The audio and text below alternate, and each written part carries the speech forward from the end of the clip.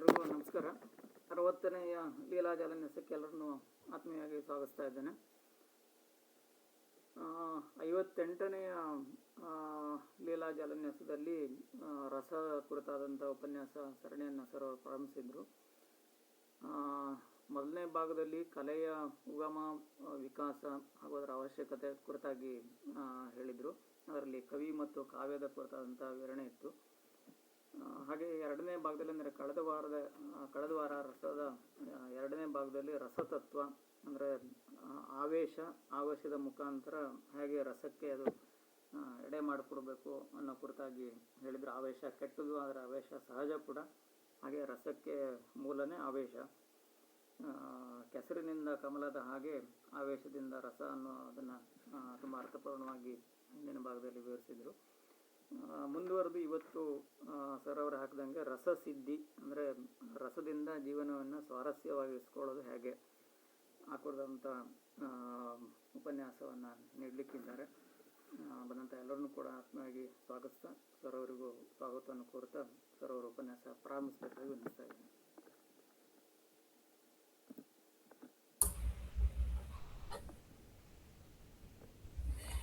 ಎಲ್ಲರಿಗೂ ಗೌರವಪೂರ್ವಕ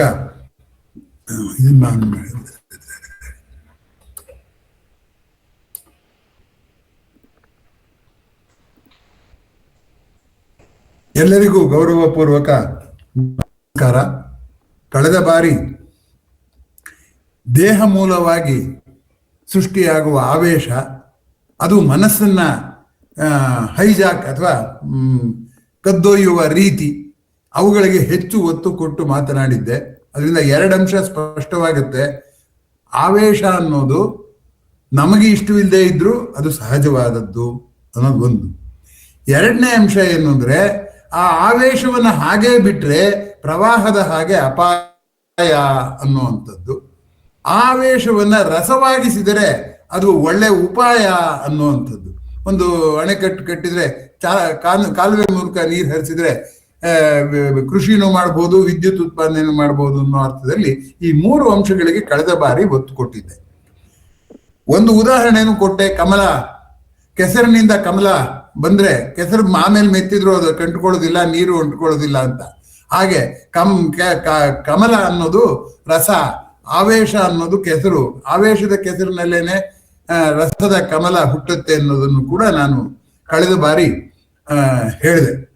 ಆದರೆ ಇದು ರೂಪಕವಾಗಿ ಉದಾಹರಣೆ ಹೇಳಿದಾಗೈತೆ ಹೊರತು ಆವೇಶವನ್ನ ನಿಜವಾಗಿ ರಸ ಆಗಿಸೋದು ಹೇಗೆ ಅನ್ನೋದ್ರ ಕಡೆಗೆ ನಾನಿನ್ನೂ ಆ ಪ್ರಶ್ನೆಗೆ ಉತ್ತರ ಹೇಳಿಲ್ಲ. ಎರಡು ಜಾಲನ್ಯಾಸ ಆದ್ರೂ ಇನ್ನು ರಸವಾಗಿಸುವ ಬಗೆಗೆ ಹೇಳೋದಕ್ಕೆ ಆಗಲ್ಲ. ಇವತ್ತು ಆಗುತ್ತೇನೋ ಅಂತ ಪ್ರಯತ್ನ ಪಡ್ತೀನಿ, ಗೊತ್ತಿಲ್ಲ. ಆದ್ಮೇಲೆ ಈಗ ಆವೇಶನ ನಾನು ಸ್ವಲ್ಪ ಕಟುವಾಗೆ ಹೇಳಿದ್ದುಂಟು. ಆವೇಶದಿಂದ ಅಪಾಯ ಇದೆ ಅಂತ. ಆದ್ರೂ ಆವೇಶವೇ ಇರಲಿಲ್ಲ ಅಂತ ಇಟ್ಕೊಳ್ಳೋಣ. ಜೀವನದಲ್ಲಿ ಯಾವ ಆವೇಶವೂ ಯಾರಿಗೂ ಇರಲಿಲ್ಲ ಅಂತ ಇಟ್ಕೊಳ್ಳೋಣ. ಆವಾಗ ಬೇಸರವಾಗಿ ನೀರಸತೆಯಿಂದ ಆತ್ಮಹತ್ಯೆ ಮಾಡ್ಕೊಳ್ಳೋಷ್ಟು ಸ್ಥಿತಿಗೆ ಬರ್ಬೇಕಾಗಿತ್ತು. ಪ್ರಾಣಿಗಳಿಗೂ ಕೂಡ ಆವೇಶ ಇದೆಯಲ್ಲ, ಅದಿದೆ. ಅದಿಲ್ಲದೆ ಹೋಗಿದ್ದಿದ್ರೆ ಆ ಪ್ರಾಣಿಗಳು ಬದುಕಕ್ಕಾಗಲ್ಲ. ಅದರಿಂದ ನಮ್ಮ ಜೀವರಸ ಆವೇಶ ಅನ್ನೋದನ್ನ ಕೂಡ ನಾವು ಮರೆಯೋ ಹಾಗಿಲ್ಲ. ಇದು ತುಂಬಾ ಮುಖ್ಯವಾದ. ಯಾವುದನ್ನೇ ಒಂದು ಮಗ್ಲು ನೋಡ್ಬಿಟ್ಟು ಖಂಡಿಸ್ಬಿಡೋದು, ಇನ್ನೊಂದು ಮಗ್ಲು ನೋಡ್ಬಿಟ್ಟು ಅತಿಯಾಗಿ ಹೊಗಳೋದು ಸಲ್ಲದು. ಈಗ ಚಂದ್ರನ ಒಂದು ಭಾಗ ತುಂಬಾ ಹೊಳೆಯುತ್ತೆ, ಯಾಕೆಂದ್ರೆ ಅದು ಸದಾ ಸೂರ್ಯನ ಕಡೆಗೆ ತಿರ್ಕೊಂಡಿದೆ.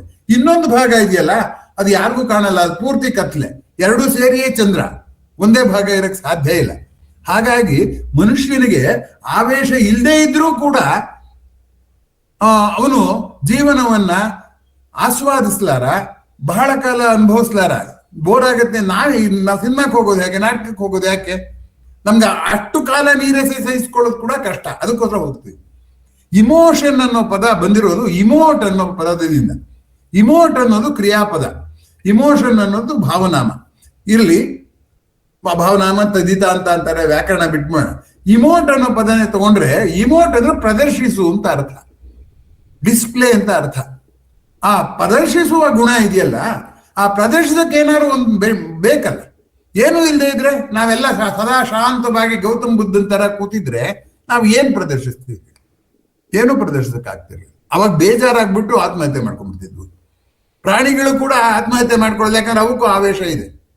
ಇದು ತುಂಬಾ ಗಮನಿಸಬೇಕಾದ್ದು. ಇದನ್ನ DVG ಅವರು ಅದ್ಭುತವಾಗಿ ಹೇಳಿದ್ದಾರೆ. ಏನು,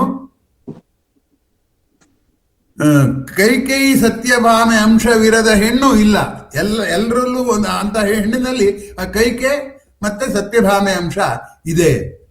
ಸಾಕಿ ಸಲಹುವ ಪ್ರೀತಿ ಎರೆಯ ಸಂಸಾರ ಲೀಲೆ.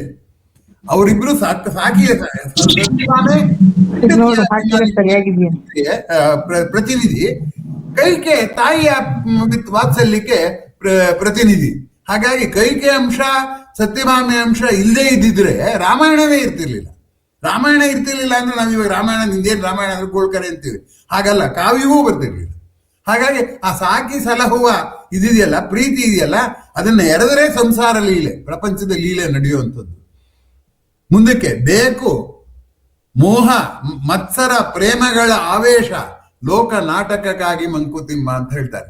ಈ ನೋಡಿ, ಆವೇಶ ಅನ್ನೋ ಪದನೇ ಬೆಳೆಸಿದ್ದಾರೆ ಅವರು ಕೂಡ. ಮೋಹ ಮತ್ಸರ ಪ್ರೇಮದ ಆವೇಶ ಬೇಕು ಲೋಕ ನಾಟಕಕ್ಕಾಗಿ ಮಂಕುತಿಮ್ಮ. ಲೋಕ ನಾಟಕ ಇಲ್ದಿರ ಮುಂದಕ್ಕೆ ಜರುಗೋದಿಲ್ಲ. ಅದು ನಾಟಕ ಆಗ್ಬೇಕಾದ್ರೆ ಹೀರೋನು ಇರಬೇಕು, ವಿಲನ್ನು ಇರಬೇಕು, ಇಬ್ರು ಕಚ್ಚಾಡ್ಬೇಕು, ಆವೇಶ ಬರಬೇಕು. ಹೀಗಾಗಿ ಆವೇಶವನ್ನು ನಾವು ನಮ್ಮ ದೃಷ್ಟಿಯಿಂದ ಖಂಡಿಸುವಂಥದ್ದಲ್ಲ, ಜೀವನದ ದೃಷ್ಟಿಯಿಂದ ನೋಡಿದ್ರೆ ಎಲ್ಲ ಪ್ರಾಣಿ, ಮನುಷ್ಯನು ನರಜಂತು ಅಂತಲೇ DVG ಕರೀತಾರೆ. ಮನುಷ್ಯನು ಒಂದು ಪ್ರಾಣಿ, ಅದರಿಂದ ಅವನಿಗೆ ಆವೇಶ ಬೇಕು. ಆವೇಶ ಬೇಕು, ಆವೇಶ ಕೆಟ್ಟದ್ದು. ಆವೇಶನ ಕೊಲ್ಲಕ್ ಸಾಧ್ಯ ಇಲ್ಲ. ಹಾಗಾದ್ರೆ ಆವೇಶದ ಜೊತೆಲಿ ಹೇಗೆ ನಾವು ನಿಭಾಯಿಸ್ಬೇಕು, ಇದೇ ಇವತ್ತಿನ ಚರ್ಚೆ. ಆದ್ದರಿಂದ ನಿನ್ನೆಯ ಚರ್ಚೆ ಮತ್ತು ಇದುವರೆಗೆ ನಾ ಹೇಳಿದ್ರಲ್ಲಿ ಒಂದು ಅಂಶ ಗೊತ್ತಾಗಿದೆ. ಆವೇಶ ಮತ್ತು ಇದು ಯಾವುದು ರಸ ಒಂದೇ ನಾಣ್ಯದ ಎರಡು ಮುಖಗಳು. ನಾಣ್ಯ ಬಿಸಾಡಿದ್ರೆ ಹೊಟ್ಟೆಗೆ ಹಿಟ್ಟೇ ಸಿಗಲ್ಲ, ನಾಣ್ಯ ಬೇಕೇ ಬೇಕು. ಅವೆರಡನ್ನು ಪ್ರತ್ಯೇಕಿಸಕ್ಕಾಗಲ್ಲ. ಇದು ಒಳ್ಳೆ ತಾಪತ್ರಯ ಇಟ್ಕೊಂತಲ್ಲ, ಹಾಗಾದ್ರೆ ಏನ್ ಮಾಡ್ಬೇಕು ಅನ್ನುವಂಥ ಪ್ರಶ್ನೆ. ಈಗ ಆವೇಶ ರಸದ ಸಂಬಂಧವನ್ನ ಮತ್ತಷ್ಟು ನಾನೀಗ ನಿಮ್ಮೊಂದಿಗೆ ವಿವರಿಸ್ತೀನಿ. ಆವೇಶಗಳು ಎಷ್ಟು? ಆವೇಶನ ರಸ ಹಾಕಿಸ್ಬೇಕು ಅಂದ್ರೆ ಎಲ್ಲ ಆವೇಶನೂ ರಸ ಹಾಕಿಸ್ಬೇಕಲ್ಲ. ಆವೇಶಗಳು ಎಷ್ಟು ಅಂತ ಕೇಳಿದ್ರೆ ಅದು ಹೆಚ್ಚು ಕಡಿಮೆ ಅಸಂಖ್ಯ ಅನ್ನೋ ಅಷ್ಟಿದೆ. ಬೇರೆ ಬೇರೆ ಶೇಡ್ಸ್ ಇರುತ್ತೆ, ಬೇರೆ ಬೇರೆ ಛಾಯೆಗಳಲ್ಲಿ ಆವೇಶ ಇರುತ್ತೆ. ಆ ಆವೇಶಗಳನ್ನೆಲ್ಲ ಪಟ್ಟಿ ಮಾಡಿಬಿಟ್ರೆ ಅಷ್ಟು ರಸವನ್ನ ಸೃಷ್ಟಿ ಮಾಡೋಕೆ, ಅಷ್ಟನ್ನು ರಸವಾಗಿ ಮಾಡಬೇಕು ಅಂತ ಲೆಕ್ಕ ಹಾಕಕ್ ಹೋದ್ರೆ ಆವೇಶವೆಲ್ಲ ರಸ ಮಾಡಕ್ ಆಗಲ್ಲ ಅಂತ ತೀರ್ಮಾನಕ್ಕೆ ಬರ್ಬೇಕಾಗುತ್ತೆ. ಹೋಗ್ಲಿ, ಆವೇಶನ ಪಕ್ಕಕ್ಕೆ ಇಡೋಣ. ರಸಗಳು ಎಷ್ಟು ಅಂತ ನಾವು ನೋಡಿದ್ರೆ ರಸಗಳು 9 ಅಂತ ನಾನು ಕಳೆದ ಬಾರಿ ಅದ್ರ ಪಟ್ಟಿನೂ ಕೊಟ್ಟಿದ್ದೆ ನಿಮ್ಗೆ. ಆ ಪಟ್ಟಿಯನ್ನು ಈಗ ಮತ್ತೆ ಚರ್ಚೆ ಮಾಡ್ತೀನಿ. ಈಗ ರಸಗಳು ಎಷ್ಟು ಅಂದ್ರೆ 9. ಅದರಲ್ಲೂ ಒಂದು ಡೌಟ್ಫುಲ್, ಅನುಮಾನ, ಶಾಂತಿ ಅನ್ನೋದು ರಸವೋ ಅಲ್ವೋ ಅನ್ನೋದು ಚರ್ಚೆಯಲ್ಲಿದೆ. 8 ಅಂತಲೇ ಇಟ್ಕೊಳ್ಳೋಣ. 8 ರಸಗಳು ಎಲ್ಲ ಆವೇಶಗಳನ್ನು ಅದೇ ರಸಕ್ಕೆ ಪರಿವರ್ತಿಸ್ಬೇಕಾಗುತ್ತೆ. ಯಾಕೆ ಹೀಗೆ? 8 ರಸಗಳು ಎಲ್ಲ ಆವೇಶವನ್ನು ಪರಿವರ್ತಿಸಬಲ್ಲವೇ ಅನ್ನುವಂಥದ್ದು ಅತ್ಯಂತ ನಿಗೂಢವಾದ ಸ್ವಾರಸ್ಯವಾದ ಪ್ರಶ್ನೆ. ಇದಕ್ಕಿಂತ ಸ್ವಾರಸ್ಯವಾದ ಪ್ರಶ್ನೆ ಹಾಕೋದು ಬಹಳ ಕಷ್ಟ.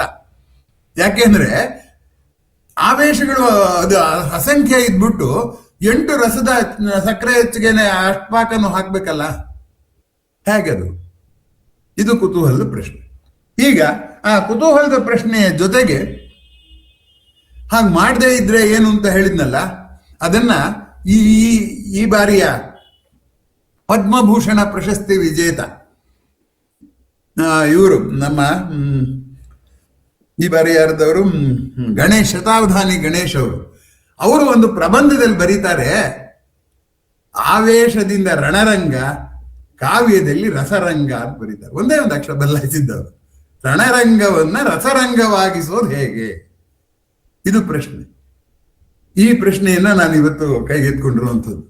ಅವರು ಅದರಲ್ಲಿ ಆ ಪ್ರಬಂಧದ ಬರೀತಾರ ಪದನ, ಇದೇ ಪದಗಳು ಬಳಸಿದ್ದಾರೆ, ರಣರಂಗ ರಸರಂಗ. ಓಕೆ, ರಣರಂಗ ತಪ್ಸಕ್ಕಾಗಲ್ಲ. ಮೃಗಶೇಷವಿರುವನಕ ಜಗಳ ತಪ್ಪದು ಜಗದಿ. ಎಷ್ಟೇ ನಾವೆಲ್ಲ ಸ್ನೇಹಿತರು ಅಂದ್ಕೊಂಡ್ರು ಆ ಮೃಗಶೇಷ ಇದ್ದೇ ಇರುತ್ತೆ. ಯಾವುದೋ ಒಂದು ಸಂದರ್ಭದಲ್ಲಿ ಸ್ಪರ್ಧೆ ಮಾಡುತ್ತೆ, ಜಗಳ ಹಾಗೆ ಆಗುತ್ತೆ. ಮೃಗಶೇಷ ಇದೆ, ಆವೇಶ ಇದೆ, ಅದನ್ನ ರಸವಾಗಿಸೋದು ಹೇಗೆ ಅನ್ನುವಾಗ ಹೀಗೆ ಹೇಳ್ತಾರೆ. ಆಮೇಲೆ ಅಸಂಖ್ಯ ಅಂದನ್ನ ಇನ್ನೊಂದು ರೀತಿ ಬದಲಾಯಿಸಬಹುದು. ಏನಪ್ಪಾ ಅಂತಂದ್ರೆ ಆಸೆ ಭಯ ಅಂತ ಎರಡು ಮುಖ್ಯವಾದ ಆವೇಶಗಳು. ಇನ್ನೆಲ್ಲ ಆವೇಶಗಳು ಇದ್ರ ಮಿಶ್ರಣ ಮಾಡಿ ತಯಾರಿಸುವಂಥದ್ದು. ಪ್ರೈಮರಿ ಕಲರ್ಸ್ ಅಂತಾರಲ್ಲ, ಕಾಮನ ಬಿಲ್ಲಿನ 7 ಬಣ್ಣಗಳಲ್ಲಿ 3 ಪ್ರಮುಖ ಬಣ್ಣಗಳು, ಇನ್ನಾಲ್ಕನ್ನ ಬೆರೆಸಿ ತಯಾರಿಸಿದ್ದು ಅಂತ. ಹಾಗೆ ಆವೇಶಗಳಲ್ಲಿ ಪ್ರಮುಖ ಆವೇಶಗಳು 2: ಆಸೆ ಕೋಪ. ಭಯ ಅಲ್ಲ, ಆಸೆ ಕೋಪ 2 ಇದು. ಈ ಭಯ ಅಂತ ಇಟ್ಕೊಳ್ಳಿ. ಭಯ ನನಗೆ ಆಸೆ ಪಟ್ಟಿದ್ದು ಸಿಗುತ್ತೋ ಇಲ್ವೋ ಅಂತಲೂ ಬರ್ಬೋದು. ನಾನು ಕೋಪಿಸ್ಕೊಂಡವ್ರು ನನ್ನ ಮೇಲೆ ಏನ್ ಮಾಡ್ತಾರೋ ಏನೋ ಅಂತಲೂ ಭಯ ಬರ್ಬೋದು. ಹಾಗಾಗಿ ಭಯದ ಛಾಯೆ ಸೃಷ್ಟಿಯಾಗೋದು ಆಸೆಯಿಂದಲೂ ಸೃಷ್ಟಿಯಾಗುತ್ತೆ, ಕೋಪದಿಂದಲೂ ಸೃಷ್ಟಿಯಾಗುತ್ತೆ. ಹೀಗಾಗಿ ಅನೇಕ ಆವೇಶಗಳು ಬೇರೆ ಬೇರೆ ಛಾಯೆಗಳೇ ಹೊರತು ಮುಖ್ಯವಾಗಿ 2 ಆವೇಶ ಇರೋದು. ಯಾವುದು? ಆಸೆ ಭಯ. ಆಸೆ ಪೂರೈಕೆ ಆದ್ರೆ ಒಂದು ರೀತಿಯ ಸಂತೃಪ್ತ ಸ್ಥಿತಿ, ಪೂರೈಕೆ ಆದ್ರೆ ಅತೃಪ್ತ ಸ್ಥಿತಿ. ಅಂದ್ರೆ ಆಸೆ ಕೋಪ ಅಂದ್ರೇನು? ಆಸೆ ಸಂತೃಪ್ತಿಯ ಅಭಿವ್ಯಕ್ತಿ, ಸಂತೃಪ್ತಿ ಆಗಲಿ ಅನ್ನೋ ಹಾರೈಕೆ. ಕೋಪ ಅನ್ನೋದು ಅತೃಪ್ತ ಮನಸ್ಸಿನ ಹಾರೈಕೆ. 2. ಅದರಿಂದ ಎಲ್ಲ ಆವೇಶಗಳನ್ನ 2ಕ್ಕೆ ಇಳಿಸಿದರೆ ಅವಾಗಲೂ ಪ್ರಶ್ನೆ ಬರುತ್ತೆ. ಹಾಗಾದ್ರೆ ಆವೇಶ ಆಗಳ 2 ಇದ್ಮೇಲೆ ರಸನೂ 2 ಇರಬೇಕು, 9 ಯಾಕಿದೆ? ಇದು ತುಂಬಾ ಗಮನಿಸಬೇಕಾದಂಥ ಸಂಗತಿ. ಆಗ ನಾನು ಇದಕ್ಕೆ ಉತ್ತರ ನನ್ನ ಊಹೆದು, ನೀವು ಯಾರ ಮೇಲೂ ಹೇಳೋ ಅಂಥದ್ದಲ್ಲ, ನನ್ನ ಊಹೆ ಅಂಥದ್ದು. ನೀವು ಬೇರೆ ಉತ್ತರ ಹೇಳಿದ್ರೆ ನನಗೂ ಸಂತೋಷ. ನಾನು ಯಾವಾಗಲೂ ತೆರೆದ ಮನಸ್ಸಿನವನೇ ಈ ವಿಷಯದಲ್ಲಿ. ಈಗ 8 ರಸಗಳನ್ನ ಹೇಳೋದಕ್ಕೆ ಮುಂಚೆ ಈ ರಸ ಇದೆಯಲ್ಲ, ಈ ರಸದನ್ನ ಒಬ್ಬ ವಿಶ್ವನಾಥ ಅಂತ ಕವಿ ಇದ್ದಾನೆ. ಅಲ್ಲಿ ವಿಶ್ವನಾಥ ಅಂತ ಲಾಕ್ಷಣಿಕ ಕಾವ್ಯ ಮೀಮಾಂಸೆ ಬರೆಯುವಂಥದ್ದು. ಅವನು ರಸದ ಬಗ್ಗೆ ಒಂದು ತುಂಬಾ ಒಳ್ಳೆ ಸುಂದರವಾದ ಸಾಲು ಕೊಟ್ಟಿದ್ದಾನೆ. ವಾಕ್ಯಂ ರಸಾತ್ಮಕಂ ಕಾವ್ಯಂ. ಯಾವ ವಾಕ್ಯ ರಸಾತ್ಮಕವಾಗಿರುತ್ತೋ. ರಸಾತ್ಮಕ ಅಂದ್ರೇನು? ರಸವನ್ನ ಒಳಗೊಂಡಿರುತ್ತೆ ಅಂತ. ಅಷ್ಟೇ ಅಲ್ಲ, ಕಾಣದ ಹಾಗೆ ಒಳಗೊಂಡಿರುತ್ತೆ. ಈಗ ನಾನು ದೇಹ ನೋಡ್ತೀರಾ ನೀವು, ನನ್ನ ಆತ್ಮ ನೀವು ನೋಡೋಕ್ಕಾಗಲ್ಲ. ಆದ್ರೆ ದೇಹದ ಚಟುವಟಿಕೆ ನೋಡಿ ಒಳಗೆ ಆತ್ಮ ಇದೆ ಅಂತ ಗೊತ್ತಾಗುತ್ತೆ. ಈಚೇನು ಚಟುವಟಿಕೆ ಮಾಡಿದ್ರೆ ನಗದ್ ಬಿದ್ದ ಅತ್ಲಾಗೆ ಆತ್ಮ ಇಲ್ಲ ಅಂತ ಹೇಳ್ತೀವಿ ನಾವು. ಹಾಗೆ ಊಹೆಗೆ ಇಟುಕುವಂತಹ, ಕಣ್ಣಿಗೆ ಕಾಣದಂತಹ ಆತ್ಮ ಇದೆಯಲ್ಲ, ಅದು ರಸ. ಆ ರಸದ ಆತ್ಮವನ್ನು ಯಾವುದು ಹೊಂದಿದೆಯೋ ಅದು ಕಾವ್ಯ ಅಂತ. ವಾಕ್ ಅನ್ನೋದು ತಗೊಳ್ಳಿ. ವಾಕ್ ಅನ್ನೋ ಪದ ಹೇಗೆ ಬಂತು? ವಾಕ್ಯ ಅನ್ನೋದು ಹೇಗೆ ಬಂತು? ವಾಕ್ ಅನ್ನೋದ್ರಿಂದ ಬಂತು. ವಾಕ್ ಅಂದ್ರೆ ಏನು? ವಾಕ್ ಅಂದ್ರೆ ನಮ್ಮ ಮನಸ್ಸಿನ ಸ್ಥಿತಿಯನ್ನ ಮಾತಾಗಿಸಿದ ಪ್ರಯತ್ನ. ವಾಕ್ಯ ಅಂದ್ರೇನು? ಅದರ ಪ್ರಯತ್ನವನ್ನ ಬರೆಯುವ ಮೂಲಕನೋ ಅಥವಾ ಅಭಿನಯದ ಮೂಲಕನೋ ಅಥವಾ ಮಾತಿನ ಮೂಲಕನೋ ವ್ಯಕ್ತಪಡಿಸಿದ್ರೆ ಆಗ ಅದೇನಾಗತ್ತೆ ಹೇಳಿ? ಮನಸ್ಸಿನ ಸ್ಥಿತಿಗತಿಯನ್ನ ಮಾತಿನ ಮೂಲಕ, ಅಭಿನಯದ ಮೂಲಕ ಅಥವಾ ಇದು ಯಾವುದು ಬರವಣಿಗೆಯ ಮೂಲಕ, ಚಿತ್ರದ ಮೂಲಕ ಹೇಗೆ ಬೇಕಾದ್ರೂ ವ್ಯಕ್ತಪಡಿಸಿ ಆ ಕಾಣದ ಆತ್ಮ ಕಾಣುವ ದೇಹದಲ್ಲಿ ಅಭಿವ್ಯಕ್ತಿ ಆಗ್ತಾ ಹೋಗುತ್ತೆ. ಅದನ್ನ ಅಭಿವ್ಯಕ್ತಿ ಅಂತ. ಸೊ ಅಭಿವ್ಯಕ್ತಿ ಮಾಧ್ಯಮ ವಾಕ್ಯ. ಅವನು ಎಷ್ಟು ಚೆನ್ನಾಗಿ ಮಾಡಿದ್ದಾನೆ. ವಾಕ್ಯದ ಕಾಗುಣಿತ ಬದಲಾಯಿಸ್ಬಿಟ್ಟು ಕಾವ್ಯ ಮಾಡಿದ್ದಾನೆ. ಕಾವ್ಯ ಅಂದ್ರೇನು? ಅಂದ್ರೆ ಬರೇ ಅಭಿವ್ಯಕ್ತಿ ಅಲ್ಲ, ಅದು ಕಲಾತ್ಮಕ ಅಭಿವ್ಯಕ್ತಿ, ನಾನಾರ್ಥವನ್ನು ಒಳಗೊಳ್ಳಬಲ್ಲ ಅಭಿವ್ಯಕ್ತಿ. ಅಷ್ಟೇ ಅಲ್ಲ, ದೇಹದ ಒಳಗೆ ಒಂದು ಆತ್ಮ ಇದೆ ಅಂತ ಬುದ್ಧಿಗೆ ಹೊಳೆಯೋ ಹಾಗೆ ಈ ವಾಕ್ಯವನ್ನು ಓದಿದ್ರೆ ಇದರಲ್ಲಿ ಮೇಲೋ ಅರ್ಥಕ್ಕಿಂತ ಆಳವಾದಂತಹ ಲಕ್ಷ್ಯಾರ್ಥ ಒಂದಿದೆ ಅಂತ ಹೇಳಿದ್ರೆ ಆಗ ಅದು ರಸಾತ್ಮಕವಾಗುತ್ತೆ.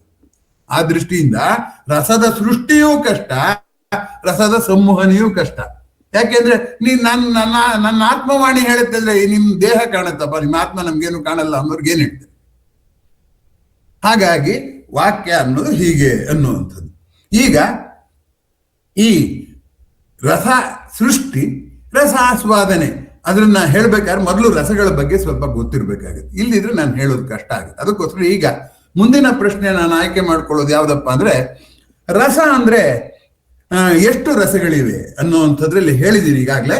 ಅದನ್ನು ಒಂದೊಂದಾಗಿ ಯಾವ್ಯಾವ ರಸ ಯಾವ ಸ್ಥಿತಿಯನ್ನ ಸೂಚಿಸುತ್ತೆ, ಅದು ಯಾಕೆ ಬೇಕು ನಮಗೆ ಅನ್ನುವಂಥದ್ದು. ಈ ನವರಸಗಳ ಪೈಕಿ ಮೊದಲನೇದು ಒಂದೊಂದಾಗಿ ಹೇಳ್ತಾ ಹೋಗ್ತೀನಿ. ಈಗ ಮೊದಲನೇದು ಏನಾಗಿದೆ ಅಂದ್ರೆ ಹಾಸ್ಯರಸ. ಸಾಮಾನ್ಯಕ್ಕೆ ನಾವು ಪುಸ್ತಕ ಕೊಟ್ಟರು ಜೋಕ್ನೆ ಮೊದಲು ಓದೋದು. ಯಾಕೆ ಹಾಗೆ? ನಮ್ಗೆ ಯಾಕೆ ಹಾಸ್ಯದ ಹಠ, ಆ ಹಾಸ್ಯದ ದಾಹ? ಎಷ್ಟು ಹಾಸ್ಯ ಇದ್ರು ಇನ್ನೊಂದು ಜೋಕ್. ನಗೆ ಹಬ್ಬಕ್ಕೆ ದುಡ್ಡು ಕೊಟ್ಟು ಹೋಗ್ತಾರೆ. ಯಾಕೆ ಹೋಗ್ತಾರೆ? ಏನಿದು ಹಾಸ್ಯದ ಹಿಂದಿರೋ ಗುಟ್ಟೇನು? ಯಾಕೆ ಅಷ್ಟೊಂದು ಜನಪ್ರಿಯ ಅದು? ಪ್ರಶ್ನೆ ಸ್ವಾರಸ್ಯವಾಗಿದೆ, ಉತ್ತರ ಹೇಳೋದು ಕಷ್ಟ. ನನಗೆ ತಿಳಿದ ಹಾಗೆ ಉತ್ತರ ಹೇಳ್ತಾ ಇದ್ದೀನಿ ನಾನು. ಮನುಷ್ಯನ ಮನಸ್ಸು ತುಂಬಾ ಏರಿಳಿತಕ್ಕೆ ಒಳಗಾಗಿದ್ದರೆ ಅದು ಹಾಸ್ಯವನ್ನ ಗ್ರಹಿಸಲೂಬಾರದು, ಹಾಸ್ಯವನ್ನ ವ್ಯಕ್ತಪಡಿಸಲೂಬಾರದು.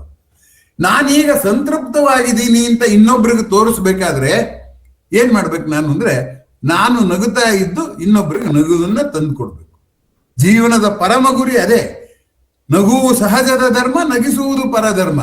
ಆ ನಗು ಏನ್ ಸೂಚಿಸುತ್ತೆ ಅಂದ್ರೆ, ನನ್ಗೀಗಾಗ್ಲೇ ಬೇಕಾದಷ್ಟು ಕಷ್ಟ ಇದೆ, ನನಗೆ ಬೇಕಾದಷ್ಟು ಅತೃಪ್ತಿಗಳಿವೆ, ನಂಗೆ ಅದೇ ಎಷ್ಟೋ ಬೇಕಾದಷ್ಟು ಅಜ್ಞಾನ ಇದೆ. ಈ ಎಲ್ಲದರ ಮಧ್ಯೆನು ನಾನು ನಗ್ತಾ ಇದ್ದೀನಿ ಅಂದ್ರೇನು ಅರ್ಥ? ಈ ಎಲ್ಲದರ ಮಧ್ಯೆ ನಾನು ನಗ್ತಿದ್ದೀನಿ ಅಂದ್ರೆ ಏನ್ ಅರ್ಥ ಗೊತ್ತೇನೋ? ಈ ಎಲ್ಲದರ ಮಧ್ಯೆನೂ ನಾನು ನೆಮ್ಮದಿಯನ್ನ ಕಂಡುಕೊಂಡಿದ್ದೀನಿ.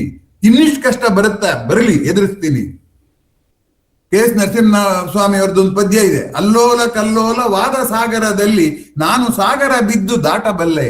ಆ ಅದಮ್ಯ ಉತ್ಸಾಹ ಇದೆಯಲ್ಲ, ಆ ಅದಮ್ಯ ಉತ್ಸಾಹ ಅತೃಪ್ತಿ ಇದ್ದವ್ರಿಗೆ ಬರೋದಿಲ್ಲ, ಆವೇಶ ಸುಳಿ ಸಿಕ್ಕಾಕೊಂಡವ್ರಿಗೆ ಬರೋದಿಲ್ಲ.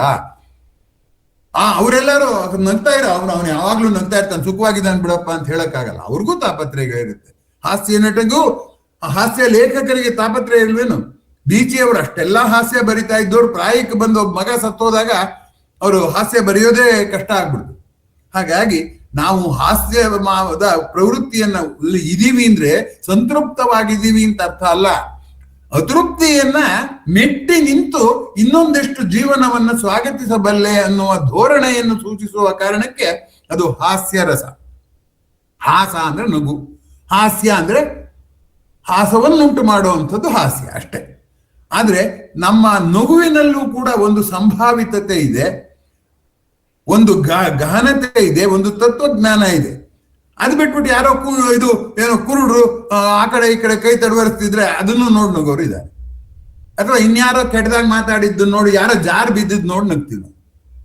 ಹಾಗಾಗಿ ಅವ್ರು ಇನ್ನೊಬ್ರು ಕಷ್ಟದಲ್ಲಿರೋದು ನೋಡೋ ನಗೋರು ಇದ್ದಾರೆ, ಇನ್ನೊಬ್ರು ಸಂತೋಷದಲ್ಲಿರೋದು ನೋಡಿ ಸದ್ಯ ಅವರಾರು ಸಂತೋಷವಾಗಿದ್ದಾರಲ್ಲ ಅಂತ ನಗೋರು ಇದ್ದಾರೆ. ಅದರಿಂದ ಹಾಸ್ಯ ರಸವೆಲ್ಲ ಒಂದು ಪ್ರಬುದ್ಧತೆಯನ್ನು ಸೂಚಿಸುವಂಥದ್ದಲ್ಲ. ಆದ್ರೆ ಆ ನಾಟಕದಲ್ಲಿ ಆ ಬರುವ ಹಾಸ್ಯ ಆ ಪಾತ್ರದ ಪ್ರಬುದ್ಧತೆಯನ್ನು ಸೂಚಿಸೋಕೆ ಉಪಯೋಗ ಬರುತ್ತೆ. ಇದು ಮುಖ್ಯವಾದಂತ ಸಂಗತಿ. ಆದ್ದರಿಂದ ಹಾಸ್ಯ ರಸ ಅನ್ನುವಂಥದ್ದು ಏನಪ್ಪಾ ಅಂತಂದ್ರೆ ಮನಸ್ಸನ್ನ ಲಲಿತವಾಗಿಸುವುದು, ಹಗುರವಾಗಿಸುವಂಥದ್ದು. ಆ ಲಲಿತವಾಗಿಸಿರುವುದನ್ನ ಅಭಿವ್ಯಕ್ತಿಗೊಳಿಸೋದು. ತನಗೆ ನೋವಾಗಿರುತ್ತೆ, ಆ ನೋವನ್ನೇ ಹಾಸ್ಯವಾಗಿ ಹೇಳೋದು. ನಾನು ಹೇಳಿದ್ನಲ್ಲ ಅಂತರ್ಪರಿವರ್ತನೆ ಅಂತ. ಆ ಅಂತರ್ಪರಿವರ್ತನೆ ಅದಕ್ಕೆ ಹೇಳಿದ್ದು. ಏನಪ್ಪಾ ಅಂದ್ರೆ, ಒಂದು ಮನಸ್ಥಿತಿ ಏನಾರು ಇರ್ಲಿ, ನನ್ ಬೇಜಾರಾಗಿದೆ ನಿಜ, ನನ್ನ ಸ್ನೇಹಿತ ಬಂದು ಕೂತ್ಕೊಂಡು ಅಪರೂಪಕ್ಕೆ ಬಂದು ಮಾತಾಡ್ತಿದ್ರೆ ಅವನ ಹತ್ರ ನನ್ ಗೋಳ್ಕರೇನೆ ಹೇಳ್ತಾ ಇದ್ರೆ ಎದ್ದೊಟ್ಟೋಗ್ತಾನ ಅವನು ಅಷ್ಟೇ. ಹಾಗಾಗಿ ಹಾಸ್ಯ ಅನ್ನುವಂಥದ್ದು ನಾನು ನನ್ನನ್ನು ಕಟ್ಟಿ ಹಾಕಿರುವ ಆವೇಶಗಳನ್ನು ಮೆಟ್ಟಿ ನಿಲ್ಲಬಲ್ಲೆ ಅಂತ ತೋರಿಸ್ಕೊಳ್ಳೋದಾದ್ರೆ ಹಾಸ್ಯ ರಸ ಅಂತ ಒಪ್ಕೋಬಹುದಲ್ವಾ? ಆದ್ದರಿಂದ ಆ ರಸನು ಬೇಕಾಗತ್ತೆ. ಆದ್ರೆ ಎಲ್ಲಾವಾಗ್ಲೂ ಹಾಸ್ಯ ಮಾಡುವಂಥದ್ದಲ್ಲ.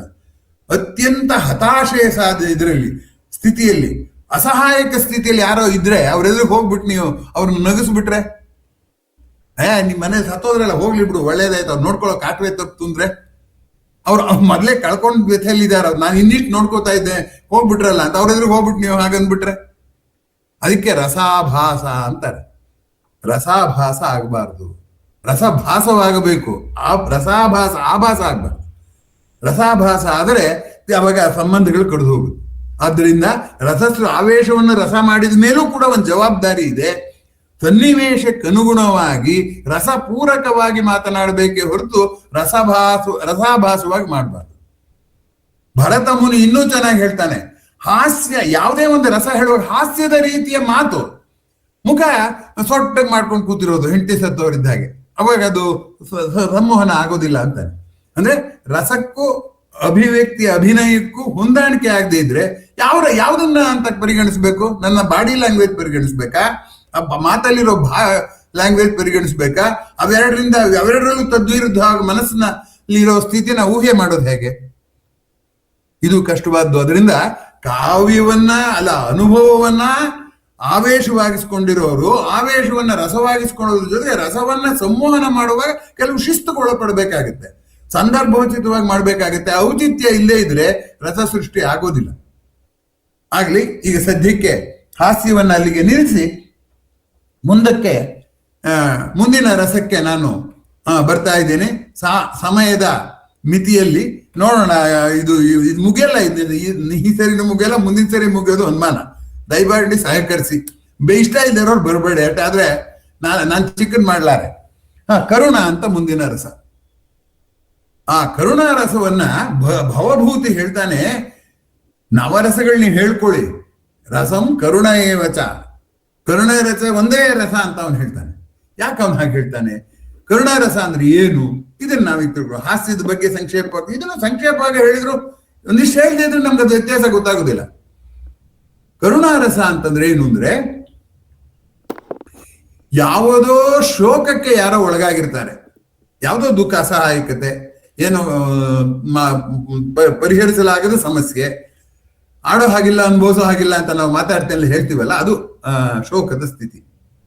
ಈಗ ಸೀತೆ ಅಶೋಕವನ ಹೆಸರು ಅಶೋಕವನ, ಅವಳಿದ್ದದ್ದು ಶೋಕದಲ್ಲಿ.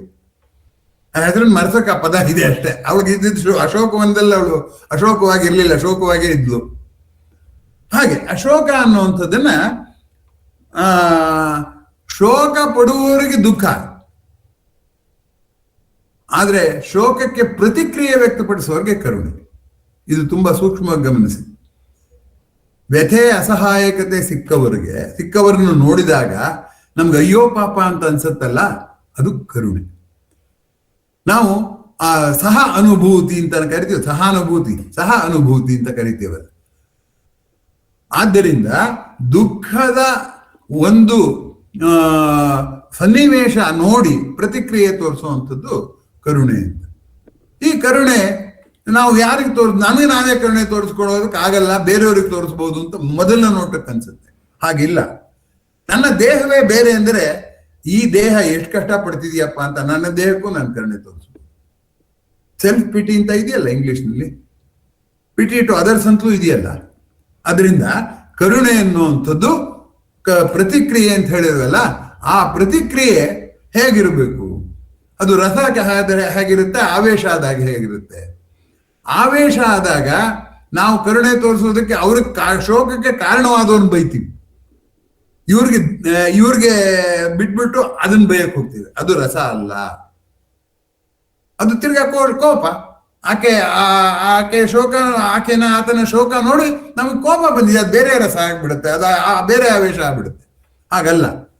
ಕರುಣೆ ಅಂತಂದ್ರೆ ಸಾಂತ್ವನ ನೀಡುವ ಭಾಷೆಯಲ್ಲಿ ಮಾತಾಡ್ಬೇಕಾಗತ್ತಲ್ಲ, ಅದು ಅನ್ನುವಂಥದ್ದು. ಆದ್ರಿಂದ ಕರುಣಾರಸ ಅಂತ ನೋಡಿ. ರಸಂ ಕರುಣ ಅಂತ ಯಾಕೆ ಹೇಳಿದೆ ಹಾಗಾದ್ರೆ? ಅದು ಇದು ಇದು ನಾ ಪ್ರಪಂಚದ ಯಾರನ್ನೂ ನೋಡಲ್ಲ ನಾನು ಅಂತ ಇಟ್ಕೊಳ್ಳೋಣ, ಯಾರನ್ನೂ ಜ್ಞಾಪಿಸ್ಕೊಳ್ಳೋದು ಇಲ್ಲ, ಯಾರನ್ನೂ ನೋಡೋದು. ಅವಾಗ ಕರುಣಾರಸ ಬೇಕಾಗೇ ಇಲ್ಲ. ಒಂಟಿಯಾಗಿರೋನ್ ಯಾವ ರಸವೂ ಬೇಕಾಗೇ ಇಲ್ಲ. ಆದ್ರೆ ಕಲ್ಪನೆಯಿಂದ ನಾವು ರಸ ತಂದ್ಕೋದು, ಯಾಕಂದ್ರೆ ನಮ್ಮ ಕೈಲಿ ಇರಕ್ಕಾಗಲ್ಲ. ನಾವು ಆವೇಶ ಇಲ್ಲದೆ ಬದುಕಕ್ಕಾಗಲ್ಲ. ನಾವು ಆವೇಶ ಬರಬೇಕು, ಅದನ್ನ ರಸ ಮಾಡ್ಬೇಕು. ಅದು ಒಂದೇ ದಾರಿ, ಬೇರೆ ದಾರಿ ಇಲ್ಲ. ಇರ್ಲಿ ಬಿಡಿ. ಕರುಣ ಅನ್ನೋದು ಯಾಕೆ ಹೇಳ್ದ ಅಂತಂದ್ರೆ, ಹಾಸ್ಯದಲ್ಲಿ ಕೂಡ ವ್ಯಂಗ್ಯ ಇರ್ಬೋದು, ವೀರಾವೇಶದಲ್ಲೂ ಪೌರುಷ ಇರ್ಬೋದು, ಶೃಂಗಾರದಲ್ಲಿ ಕೂಡ ತನ್ನ ಪ್ರಿಯತಮೆಯನ್ನು ಕಲ್ಪಿಸ್ಕೊಂಡು ಆನಂದ ಪಡ್ಬೋದು. ಆದ್ರೆ ಮನಸ್ಸು ಮಾಗೋದಿದೆಯಲ್ಲ, ಅದಕ್ಕೆ ಕಾವು ಬೇಕು. ಕಾವಿದ್ರೆ ಕಾವ್ಯ. ಆ ಕಾವನ್ನ ಬೆಂಕಿಯಾಗಿಸಿ ಕೈ ಸುಟ್ಕೋಬಾರ್ದು, ಬೆಳಕಾಗಿಸಿ ಜೀವನ ತಿಳ್ಕೋಬೇಕು. ಆ ಕಾವು, ಆ ಕಾವ್ಯದ ಕಾವಿನಿಂದ ಉಷ್ಣವನ್ನು ಪಕ್ಕಕ್ಕೆ ಹಾಕ್ಬೇಕು, ಬೆಳಕನ್ನು ತಗೋಬೇಕು. ಹಾಗೆ ಕರುಣೆ ಅನ್ನುವಂಥದ್ದು, ಕರುಣಾರಸ ಬರುವಂಥದ್ದು ಅದು. ಆ ಕಾವನ್ನ ಕಳೆದು ಕರುಣೆ ತೋರಿಸುವಂಥದ್ದು. ಅದರಿಂದ ಶೃಂಗಾರದಲ್ಲಿ ಎರಡಿದೆ, ಸಂಭೋಗ ಶೃಂಗಾರ, ವಿಪ್ರಲಂಬ ಶೃಂಗಾರ. ಅದನ್ನ ಬಂದಾಗ ಹೇಳ್ತೇನೆ, ಈಗ ಅದು ಬೇಡ. ಬಟ್ ಏನೇ ಆಗ್ಲಿ, ಕರುಣೆ ಅನ್ನುವಂಥದ್ದು ಬೇರೆ ರಸಗಳೆಲ್ಲವೂ ಕರುಣೆಯಾಗಿ ಪರಿವರ್ತಿಸಿದಾಗ ಇನ್ನೊಬ್ರಿಗೆ ಕರುಣೆ ತೋರಿಸುವಾಗ ನಮ್ಮ ಮನಸ್ಸು ನಾನುವಿನಿಂದ ದೂರಕ್ಕೆ ಹರಿಯುತ್ತಲ್ಲ. ರಸ ಅಂದ್ರೆ ಹರಿಯೋದು ಅಂತ ಹೇಳಿದ್ನಲ್ಲ. ನಮ್ಮ ಅಹಂಭಾವ, ನನ್ನ ಆವೇಶವೇ ಆವೇಶ ಅಂತಿದ್ದೋನು, ಇಲ್ಲ ನಿನ್ನ ಆವೇಶವು ನನ್ನ ಆವೇಶವೇ ಅಂತ ಹೇಳ್ತಿದ್ದೀನಲ್ಲ. ಆ ದೃಷ್ಟಿಯಿಂದ ಆ ರಣರಂಗ ಹೋಗಿ ರಸರಂಗ ಆಯ್ತಲ್ಲ. ಆ ದೃಷ್ಟಿಯಿಂದ ನಾವು ಕರುಣೆ ಯಾರಿಗೆ ತೋರಿಸ್ಬೇಕು? ಪ್ರಪಂಚನೆಲ್ಲ ಗೆದ್ದಿರೋ ರಾಜನಿಗೂ ಕರುಣೆ ತೋರಿಸ್ಬೇಕು. ಅವನಿಗೆ ಬೇಕಾದಷ್ಟು ಐಶ್ವರ್ಯ ಇರ್ಬೋದು. ಈಗ ರಾಧಾಕೃಷ್ಣನ್ ಸ್ಟಾಲಿನ್ ಅನ್ನು ಭೇಟಿ ಮಾಡಕ್ ಹೋದ್ರು. ಸ್ಟಾಲಿನ್ ಅಂದ್ರೆ ಅವನು ತುಂಬಾ ಸೈನ್ಯದ ಅಧಿಕಾರಿ. ಅವನ ಹತ್ರ ಯಾರು ಹತ್ರ ಹೋಗಿ ಮಾತಾಡ್ಸಕ್ಕೆ ಹೆದರ್ಕೊಳ್ಳೋರು.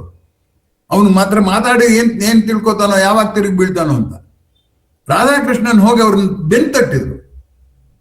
ಅಪ್ಪ, ನೀನ್ ಇಷ್ಟೆಲ್ಲ ಮಾಡಿದ್ರೆ ನೀನ್ ಒಂಟಿ ಇರ್ತೀಯ, ನಿಂಗೂ ಒಂದು ಇದ್ರ ಅಗತ್ಯ ಇದೆ, ಒಂದು ಸಂಗಾತಿತನದ ಅಗತ್ಯ ಇದೆ ನಿನಗೆ. ನಾನು ನಿನ್ನ ವರ್ತನೆಯಿಂದ ನಾನು ನಿನ್ನ ಒಳ್ಳೆಯವನು ಕೆಟ್ಟವನು ಅಂತ ಅಳಿಯೋದಿಲ್ಲ, ನಿನ್ನ ಮನುಷ್ಯನಾಗಿ ನೋಡ್ತೀನಿ ಅನ್ನೋ ಸೂಚನೆಯನ್ನ ರಾಧಾಕೃಷ್ಣನ್ ಅವರ ಜೊತೆಯಲ್ಲಿ ಮಾತನಾಡಿದ್ದಕ್ಕೆ ಸ್ಟಾಲಿನ್ಗೆ ಅತ್ಯಂತ ಆತ್ಮೀಯ ಸ್ನೇಹಿತರಾದ್ರು ರಾಧಾಕೃಷ್ಣನ್. ಅದರಿಂದ ಕರುಣೆ ತೋರಿಸ್ಬೇಕಾದ್ರೆ ಏನ್ ಮಾಡ್ಬೇಕು ಅಂದ್ರೆ ಗುಣಾವಗುಣಗಳನ್ನ ಮನಸ್ಸಿಗೆ ತಂದ್ಕೋಬಾರ್ದು. ಅದಕ್ಕೆ ಒಂದು ಸೂರದಾಸರ ಭಜನೆ ಇದೆ, ಪ್ರಭು ಮೋರೆ ಅವಗುಣ ಚಿತ್ತನಾಧರೋ. ನನ್ನ ಅವಗುಣಗಳನ್ನ ನೀನ್ ಮನಸ್ಸಿಗೆ ಇಟ್ಕೋಬೇಡಪ್ಪ. ಇರ್ಬೋದು, ನಾನು ಏನೋ ಕಲ್ತ್ಕೊಂಡ್ಬಿಟ್ಟಿದೀನಿ, ಏನೋ ಮಾಡಿರ್ಬೋದು, ನೀ ತಿದ್ದು, ಆದ್ರೆ ಮನಸ್ಸಿಗೆ ಇಟ್ಕೊಂಡು ನನ್ನ ಮೇಲೆ ತಿರ್ಸ್ಕೋಬೇಡ, ನನ್ ಕೈಲಿ ತಡ್ಕೊಳಕ್ಕಾಗಲ್ಲ. ಅದು ಕರುಣಾರಸ. ಹಾಗೆ ನಾವು ಕೂಡ ಯಾರ ದುರ್ಗುಣವನ್ನೇ ಎತ್ತಿ ಆಡಿ ಚುಚ್ಚಿ ಅವ್ರು ನೋಯಿಸಿ ಮಾಡ್ತಿದೀವಲ್ಲ, ಅದೆಲ್ಲ ತಿರ್ಗಾ ಹೋರಾಟದ ಪ್ರವೃತ್ತಿ. ಆದ್ರೆ ಅದನ್ನು ಮನಸ್ಸಿಗೆ ತಂದ್ಕೊಳ್ಳದೆ ಅವನು ಒಬ್ಬ ಮನುಷ್ಯ. ಹೋರಾಟದಲ್ಲಿ ಸೈನಿಕ ಗುಂಡು ಒಳಗ್ ಬರ್ದೇ ಇರೋಂತ ಬುಲೆಟ್ ಪ್ರೂಫ್ ಕವಚ ಹಾಕೊಂಡಿರ್ಬೋದು, ಅಥವಾ ತಿವಿದ್ರೆ ತ್ರಿಶೂಲ ಒಳಗ್ ಬರ್ದೇ ಇರೋ ಹಾಗೊಂದು ವಜ್ರ ಕವಚ ಹಾಕೊಂಡಿರ್ಬೋದು. ಒಳಗೊಂದು ಚಡಪಡಿಸೋ ಜೀವ ಇದೆ. ಕಿಂಗ್ಶಿಪ್ ಇಸ್ ಎ ಕೋರ್ಟ್ ಅಂತ ಒಬ್ಬ ಹೇಳ್ತಾನೆ. Don't be furious even to king. ಅವನ್ ಏನಾದ್ರು ಮಾಡಿರ್ಲಿ, ಕಿಂಗ್ಶಿಪ್ ಇಸ್ ಎ ಕೋರ್ಟ್. ಅಂಗಿ ಮೇಲೆ ನಿಮ್ ದ್ವೇಷ, ಒಳಗಿರೋದೆಲ್ಲ ಆತ್ಮರಸ, ಅದಕ್ಕೆ ದ್ವೇಷ ಇಲ್ಲ. ಹೀಗಾಗಿ ಕರುಣಾರಸದ ಒಂದು ಸಾಧನೆ ಮಾಡಬೇಕಾದ್ರೆ ಅವಗುಣಗಳನ್ನ ಕ್ಷಮಿಸುವಂಥದ್ದು ಇರ್ಬೇಕು. ಇವತ್ತು ನಾನು ಒಂದು ಉದ್ಧೃತ ವಾಕ್ಯ ಹಾಕ್ತೇನಲ್ಲ, ಅದನ್ನ ಹಾಕಿದ್ದೆ. ಏನಪ್ಪಾ ಅಂತಂದ್ರೆ, ನಾವು ಗುಣವನ್ನು ಹುಡುಕ್ತಾ ಹೋಗೋಣ. ಯಾರೆಲ್ಲಾರು ಒಳ್ಳೆ ಗುಣ ಕಂಡ್ರೆ ಅದನ್ನ ಅನುಸರಿಸಿ ನಮ್ಮ ಜೀವನಕ್ಕೆ ಅಳವಡಿಸ್ಕೊಳ್ಳೋಣ. ಕೆಟ್ಟ ಗುಣ ಕಂಡ್ರೆ ಕ್ಷಮಿಸುವ ಕ್ಷಮಾಗುಣವನ್ನ ನಾವು ಕಲ್ತ್ಕೊಳ್ಳೋಣ. ಅವರಿಂದ ಸದ್ಗುಣಗಳನ್ನ ಅನುಸರಿಸೋಣ. ಅವರು ಕೆಟ್ಟ ಗುಣ ಕಂಡಾಗ ಏನ್ ಮಾಡ್ಬೇಕು ಅಂದ್ರೆ, ಅವುಗಳನ್ನ ಸದ್ಯ ನನಗಿಲ್ಲ, ಅವನಿಗೂ ನಿಧಾನವಾಗಿ ಹೋಗುತ್ತೆ, ಬಂದಿದೆ. ಗುಣಗಳೆಲ್ಲ ಬಂದದ್ದೇ ತಾನೆ, ಹುಟ್ಟಿನಿಂದ ಯಾವ ಗುಣವೂ ಇಲ್ಲ.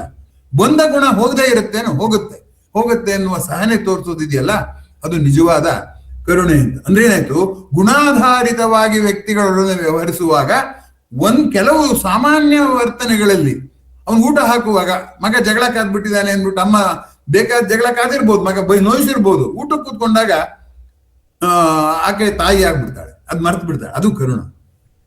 ನಮ್ಮ ತಾಯಿ 3-4 ಗಂಡು ಮಕ್ಳು ಸತ್ತು ಹೋದ್ಮೇಲೆ ನಾನು ನನ್ನ ತಮ್ಮ ಹುಟ್ಟಿದ್ದು. ಅವರು ನಮ್ಮ ಅಕ್ಕಂದ್ರು ಅದು ಯಾರು ನಮ್ಮ ಅಪ್ಪ ಪೊಲೀಸ್ ಕೆಲಸ ಬೈಯೋರು. ಆದ್ರೆ ನಮ್ಮಮ್ಮ ಊಟಕ್ಕೆ ಹಾಕಿದಾಗ ಮಾತ್ರ ನನ್ನ ಮಕ್ಕಳನ್ನ ಯಾರು ಬೈಬೇಡಿ ಅಂತ ಅಳ್ತಾ ಕೂತ್ಕೊಂಡ್ಬಿಡೋರು. ನಮ್ಮನ್ನ ಬೈದ್ರೆ ಹೊಡೆಯೋದಲ್ಲ. ನೀವು ಊಟ ಆದ್ಮೇಲೆ ಏನ್ ಬೇಕಾದ್ರೂ ಹೇಳ್ಕೊಳ್ಳಿ, ಊಟ ಹಾಕುವಾಗ ಬೈಬೇಡಿ. ಅದು ಕರುಣಾರಸ. ಅವರು ಭಿನ್ನಾಭಿಪ್ರಾಯವನ್ನು ವಿರೋಧಿಸ್ತಿಲ್ಲ. ಊಟ ಮಾಡುವಾಗ ಹಸಿದ ಪ್ರಾಣಿ, ನನ್ನ ಮಗ ಆಗ್ಲಿ ಬೇರೆ ಒಂದು ಪ್ರಾಣಿ ಆಗ್ಲಿ, ಅದು ಒಂದೇ ನನಗೆ ಅನ್ನುವ ಧೋರಣೆ, ಅದು ಕರುಣಾರಸ. ಆದ್ರಿಂದ ಪರಿಪಕ್ವತೆಯ ಪರಾಕಾಷ್ಠೆ ಆದ್ರಿಂದನೇ ಆ ಕರುಣಾರಸವನ್ನ ಭವಭೂತಿ ರಸಂ ಕರುಣ ಏವಚ, ಅದೊಂದೇ ರಸ ಅಂತ ಹೇಳ್ತಾ ಇದ್ದ. ಈಗ ಮುಂದಿನ ರಸಗಳಲ್ಲಿ 4 ರಸಗಳನ್ನ ನಾನು ಒಟ್ಟಿಗೆ ಒಗ್ಗೂಡಿಸಿದ್ದೀನಿ. 2 ಆಯ್ತು, ಈಗ ಇನ್ನು 4 ರಸ. ಆ 4 ರಸಗಳು ಯಾವ್ಯಾವ್ದಪ್ಪ ಅಂದ್ರೆ ಭೀಭತ್ಸ, ರೌದ್ರ, ವೀರ, ಭಯಾನಕ ಅಂತ. ಈ 4 ಕೋಪವೆಂಬ ಆವೇಶದಿಂದ ಜನಿಸುವಂಥದ್ದು. ಅದರಿಂದ ಈ 4ಕ್ಕೂ ವಾರಸಿದ ಕೋಪ. ಹಾಸ್ಯಕ್ಕೆ ಆಸೆ ಪೂರೈಸದೇ ಇದ್ರು ಸಹಿಸೋ ಶಕ್ತಿ. ಕರುಣೆ ಕೋಪ ಬಂದ್ರು ಸಹಿಸದೇ ಇರೋದು ಕರುಣೆ ಆಯ್ತು. ಈ 4 ಆವೇಶದ ವ್ಯಕ್ತಪಡಿಸುವ ರೀತಿಯ ಪರಿಣಾಮವಾಗಿ ಆಗುವಂಥದ್ದು ಈ 4 ಅಂತ. ಭೀಭತ್ಸ ರಸ, ಆಮೇಲೆ ರೌದ್ರ ರಸ, ವೀರ ರಸ, ಭಯಾನಕ ರಸ ಅಂತ. ಈಗ ಭೀಭತ್ಸ ರಸ ಅಂದ್ರೆ ಏನು ಅಂದ್ರೆ, ಆವೇಶ ಒಂದು ಮಿತಿಲಿರುತ್ತೆ, ಆದ್ರೆ ಕೆರಳಿಸ್ತಾ ಎತ್ತರಕ್ಕೆ ಹೊರಟೋಗುತ್ತೆ. ಆ ಎತ್ತರಕ್ಕೆ ಹೊರಟೋದಾಗ ಏನಾಗುತ್ತೆ, ನಾವು ಏನ್ ಮಾಡ್ತೀವಿ ಅಂದ್ರೆ ಮನುಷ್ಯರಾಗಿರೋದೇ ಇಲ್ಲ.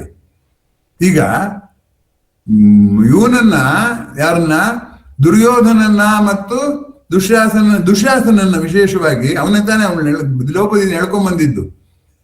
ಅವನು ಕರುಳನ್ನ ನಿನ್ನ ಜಡೆಗೆ ಹೂ ಮುಡಿಸ್ತೀನಿ ಅಂತ ಅವನು ಭೀಮ ಪ್ರತಿಜ್ಞೆ ಮಾಡಿ ಹೂ ಮುಡಿಸ್ದ ಅಂತ ಇದೆಯಲ್ಲ ಕಾವ್ಯದಲ್ಲಿ, ಅದನ್ನ ಅಕ್ಷರಶಃ ತಗೊಂಡು ಕಲ್ಪಿಸ್ಕೊಂಡು ನೋಡಿ. ಒಬ್ಬ ಜೀವಂತ ವ್ಯಕ್ತಿಯ ಬರಗದು ಆ ರಕ್ತಸಿಕ್ತವಾದ ಕರುಳು, ಅದ್ರಲ್ಲಿ ಏನೇನ್ ಕೊಳೆ ಇರುತ್ತೋ ಏನಾದ್ರು ಇಲ್ಲಿ. ಪ್ರಶ್ನೆ ಏನಂದ್ರೆ ಅದನ್ನ ಮುಡಿಸಿದಾನೆ ಅಂದ್ರೆ ಆ ಮುಡಿಸಿದ್ರವಳ ಕೋಪ ಸಮಾಧಾನ ಆಗುತ್ತೆ ಅಂತಂದ್ರೆ ಆ ಮುಡಿಸಿದ ದೃಶ್ಯ ಅವಳಿಗೆ ಸಮಾಧಾನ ಆಗುತ್ತೆ, ದ್ರೌಪದಿಗೆ. ನೋಡೋರ್ ಗತಿ ಏನು? ನೋಡೋರ್ ಮೇಲೆ ಏನ್ ಪರಿಣಾಮ? ಅದು ಭೀಭತ್ಸ ರಸ. ಅದರಿಂದ ಕೋಪವೆಲ್ಲ ಭೀಭತ್ಸ ಆಗೋದಿಲ್ಲ. ಕೋಪದ ಅತಿರೇಕಕ್ಕೆ ಹೋಗ್ಬಿಟ್ಟು ಕ್ಲೈಮ್ಯಾಕ್ಸ್ಗೆ ಹೋಗ್ಬಿಟ್ಟಾಗ ಸೇಡ್ ತೀರಿಸ್ಕೊಳ್ಳೋದು ಒಂದೇ ಭಾವನೆ. ಈಗಿನ ಸಿನಿಮಾಗಳಲ್ಲಿ ಭೀಭತ್ಸವನ್ನೇ ರಸ ಮಾಡ್ಕೊಂಡು ಕೂತಿದ್ದೀವಿ ನಾವು. ಕರುಣಾರಸ ನಮ್ಗೆ ಇಷ್ಟ ಆಗೋದಿಲ್ಲ. ಆದ್ದರಿಂದ ಯಾರಿಗೆ ಆವೇಶದ ಹುಚ್ಚು ಜಾಸ್ತಿಯೋ ಅವ್ರಿಗೆ ಭೀಭತ್ಸ ಅಂಥ ಕ್ಲೈಮ್ಯಾಕ್ಸ್ ಆವೇಶವನ್ನ ರಸವಾಗಿ ವಿವರಿಸ್ಬೇಕಲ್ಲ, ಅದು ತುಂಬಾ ಕಷ್ಟ ಅಲ್ವೇ? ಈಗ ನೀವೇ ಆಲೋಚನೆ ಮಾಡಿ, ಅಷ್ಟೊಂದು ಆವೇಶವನ್ನ ಹೇಗೆ, ಭೀಭತ್ಸವನ್ನ ಅಷ್ಟು ಭಯಂಕರವಾದದ್ದನ್ನ ಹೇಗೆ ನಾವು ಆ ರಸವಾಗಿಸೋದು ತುಂಬಾ ಕಷ್ಟ. ಅದಕ್ಕೆ ಒಂದು ಉದಾಹರಣೆ ಕೊಡ್ತೀನಿ. ಜಯದೇವ ಕವಿ ಅಷ್ಟಪದಿ ಬರೆದಾನೆ ದಶಾವತಾರದ್ದು. ಆ ದಶಾವತಾರದಲ್ಲಿ ನರಸಿಂಹಾವತಾರ ಇದೆಯಲ್ಲ, ಅದು ಅತ್ಯಂತ ಭೀಭತ್ಸವಾದದ್ದು ಸಹಜ. ಯಾಕಂದ್ರೆ ನರಸಿಂಹನಿಗೆ ಆ ಕೋಪ ಜಾಸ್ತಿ, ಆವೇಶ ಜಾಸ್ತಿ, ಅದನ್ನ ರಸ ಮಾಡ್ಬೇಕು ಅವನು.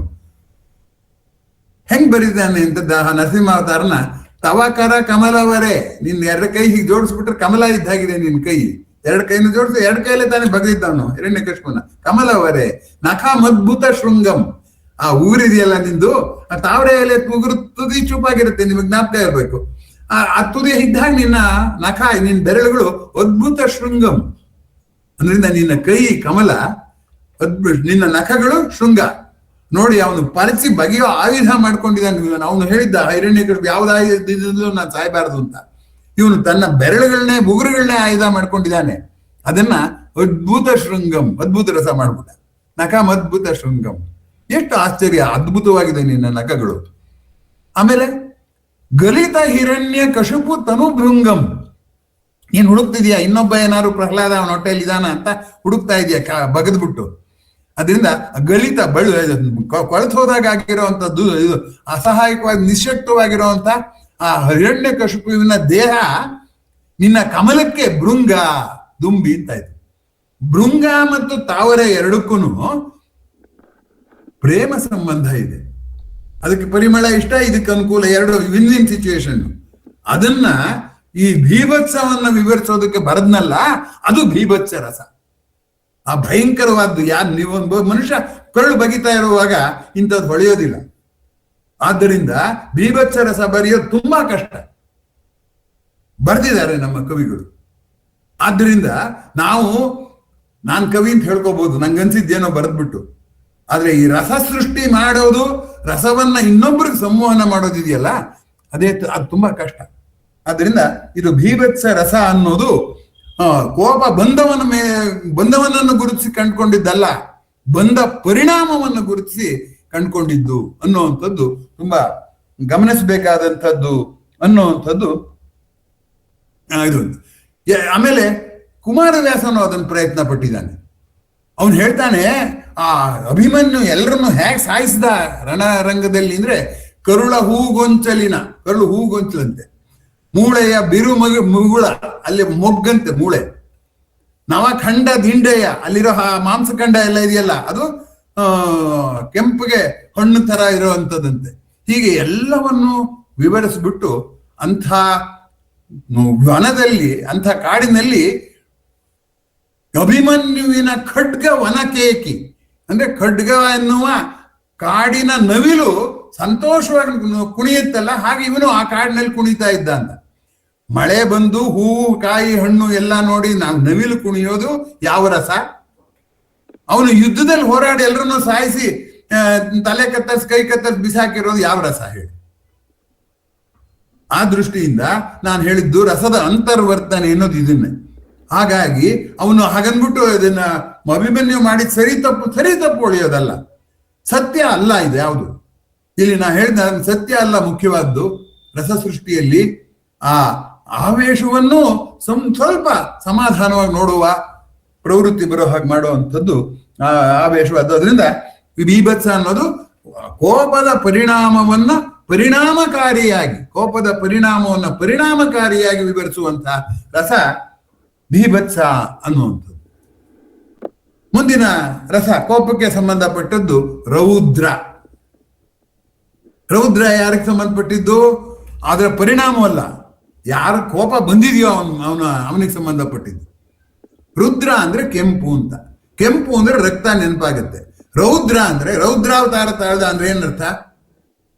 ಕೆಂಪುಗಾದ ಅಂತ ಆಗ್ತಿರ್ತಾನೆ ಕೆಂಪಿಗೆ.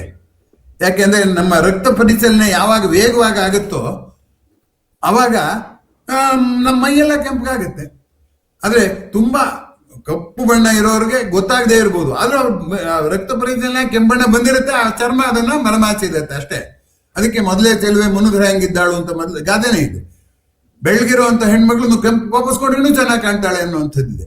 ಆದ್ದರಿಂದ ರೌದ್ರ ಅನ್ನುವಂಥದ್ದು ಕೋಪವನ್ನ ವ್ಯಕ್ತಪಡಿಸುವವನ ಒಂದು ಮನಸ್ಥಿತಿ, ದೇಹಸ್ಥಿತಿ.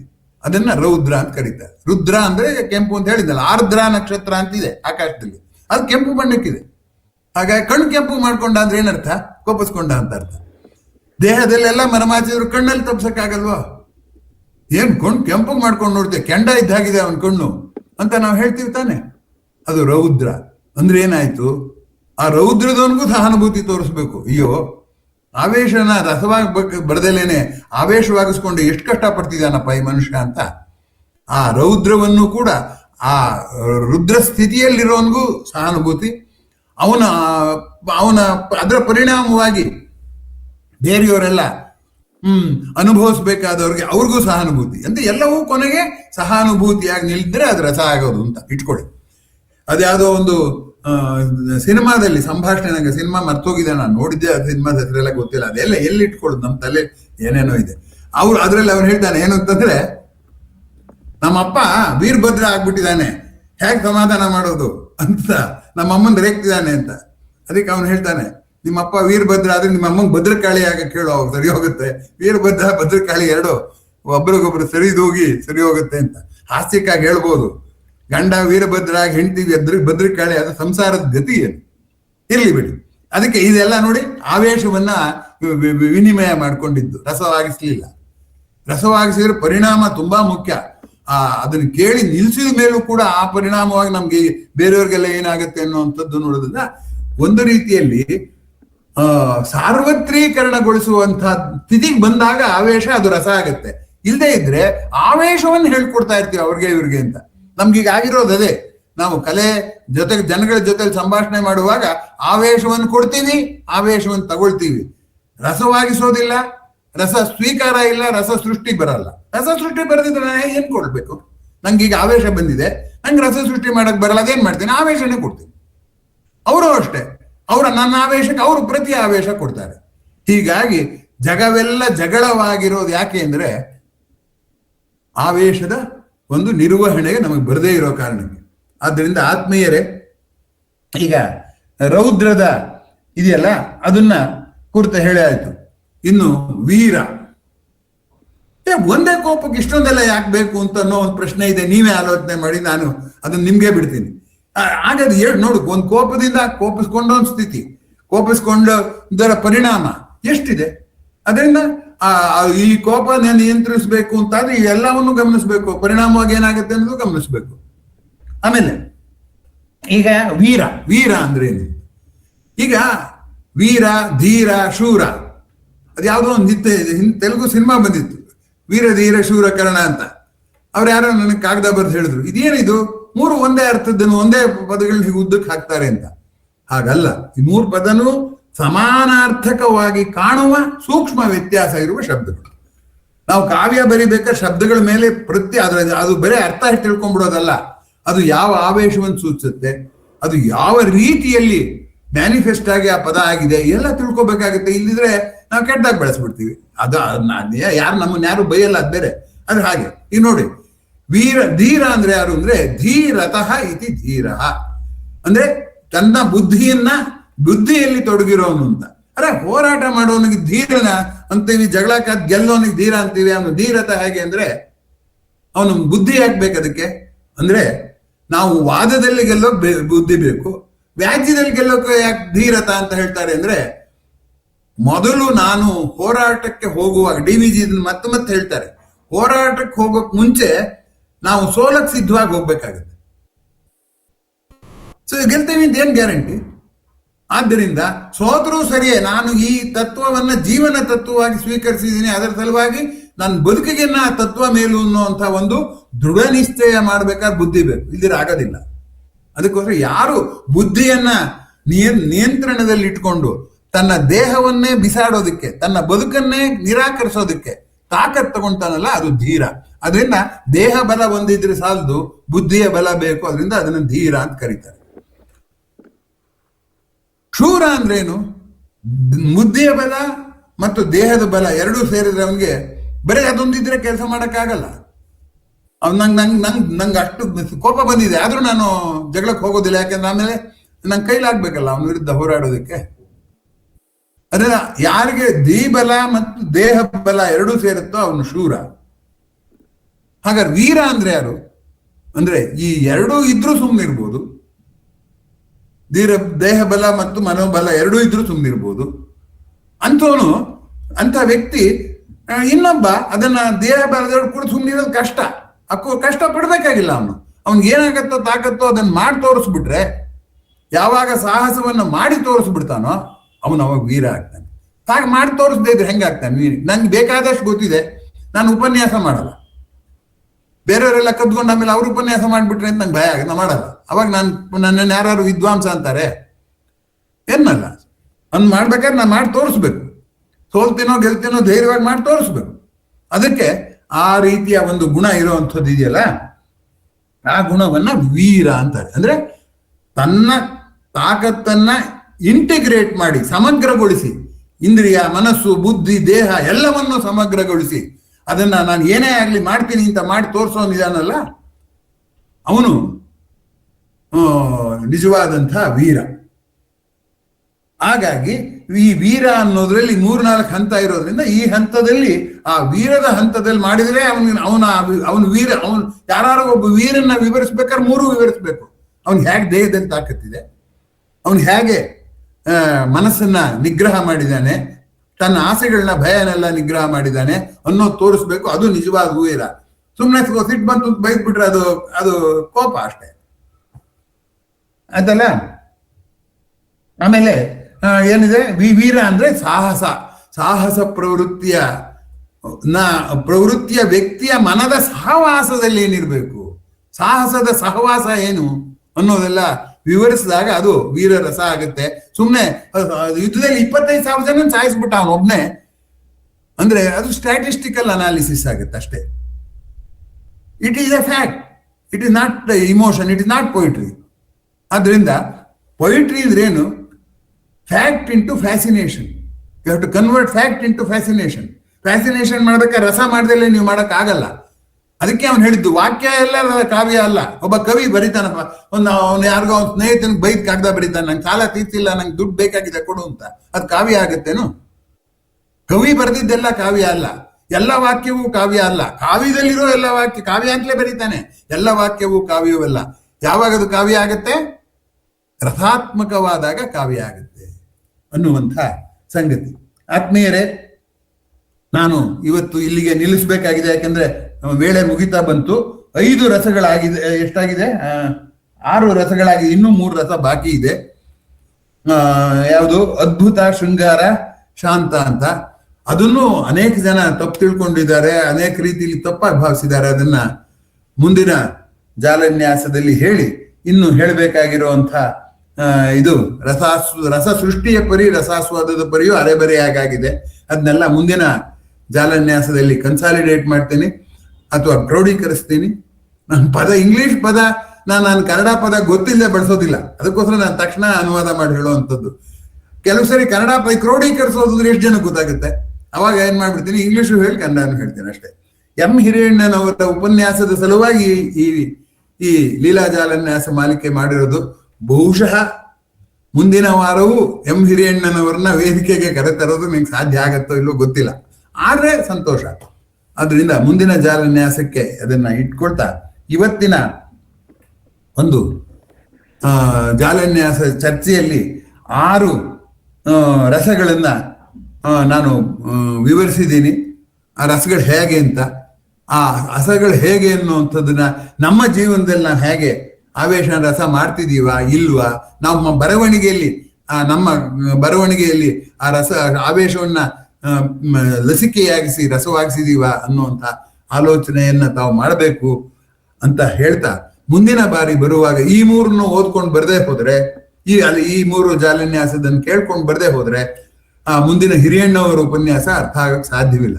ಅದರಿಂದ ಯಾವಾಗ ನಾನು 1, 2, 3, 4, 5 ಮಾಡ್ತೀನೋ ಮುಂದಿನ ಸರಣಿಗೆ ಸಿದ್ಧವಾಗಿ ಬರೋದು ಅಂದ್ರೆ ಅಷ್ಟೊತ್ತ 8 ಗಂಟೆ 5 ನಿಮಿಷಕ್ಕೋ 10 ನಿಮಿಷಕ್ಕೋ ಬಂದು ಸೇರ್ಕೊಳ್ಳೋದಲ್ಲ. 3 ಕೇಳ್ಕೊಂಡು ಅವಾಗ ಸೇರ್ಕೊಂಡ್ರೆ ಅವಾಗ ನಾವು ಸಕ್ರಿಯವಾಗಿ ಭಾಗವಹಿಸೋದಕ್ಕೆ ಸಾಧ್ಯ ಆಗತ್ತೆ ಅಂತ ಹೇಳ್ತಾ, ಕಾವ್ಯವನ್ನ ಜೀವನವನ್ನ ರಸಾತ್ಮಕವಾಗಿ ಮಾತನಾಡುವಂಥ ಗುಣ ಇದೆಯಲ್ಲ, ರಸಿಕತನ ಅಂದ್ರೆ ಯಾರೋ ಮಾತಾಡಿದ ಚಪ್ಪಾಳೆ ತಟ್ಟಿದ್ರಾಯ್ತು ಅಂತ ಆಡಿಯನ್ಸ್ ಅಲ್ಲ, ಅದು ಇನ್ನೊಬ್ರು ಚಪ್ಪಾಳೆ ತಟ್ಟು ಹೋಗಿ ಮಾತಾಡೋದು ಕೂಡ ಒಂದು ರಸಿಕತೆಯೇ. ಅದರಿಂದ ರಸಿಕತೆ ಅನ್ನೋದು ಸ್ವೀಕಾರದ ಪ್ರಶ್ನೆ ಅಲ್ಲ, ಕೊಡುಗೆಯ ಪ್ರಶ್ನೆ, ಸ್ವೀಕಾರದ ಪ್ರಶ್ನೆ, ವಿನಿಮಯದ ಪ್ರಶ್ನೆ. ವಿನಿಮಯ ಅಂದ್ರೆ 2 ಬರುತ್ತಲ್ಲ, ಎಕ್ಸ್ಚೇಂಜ್.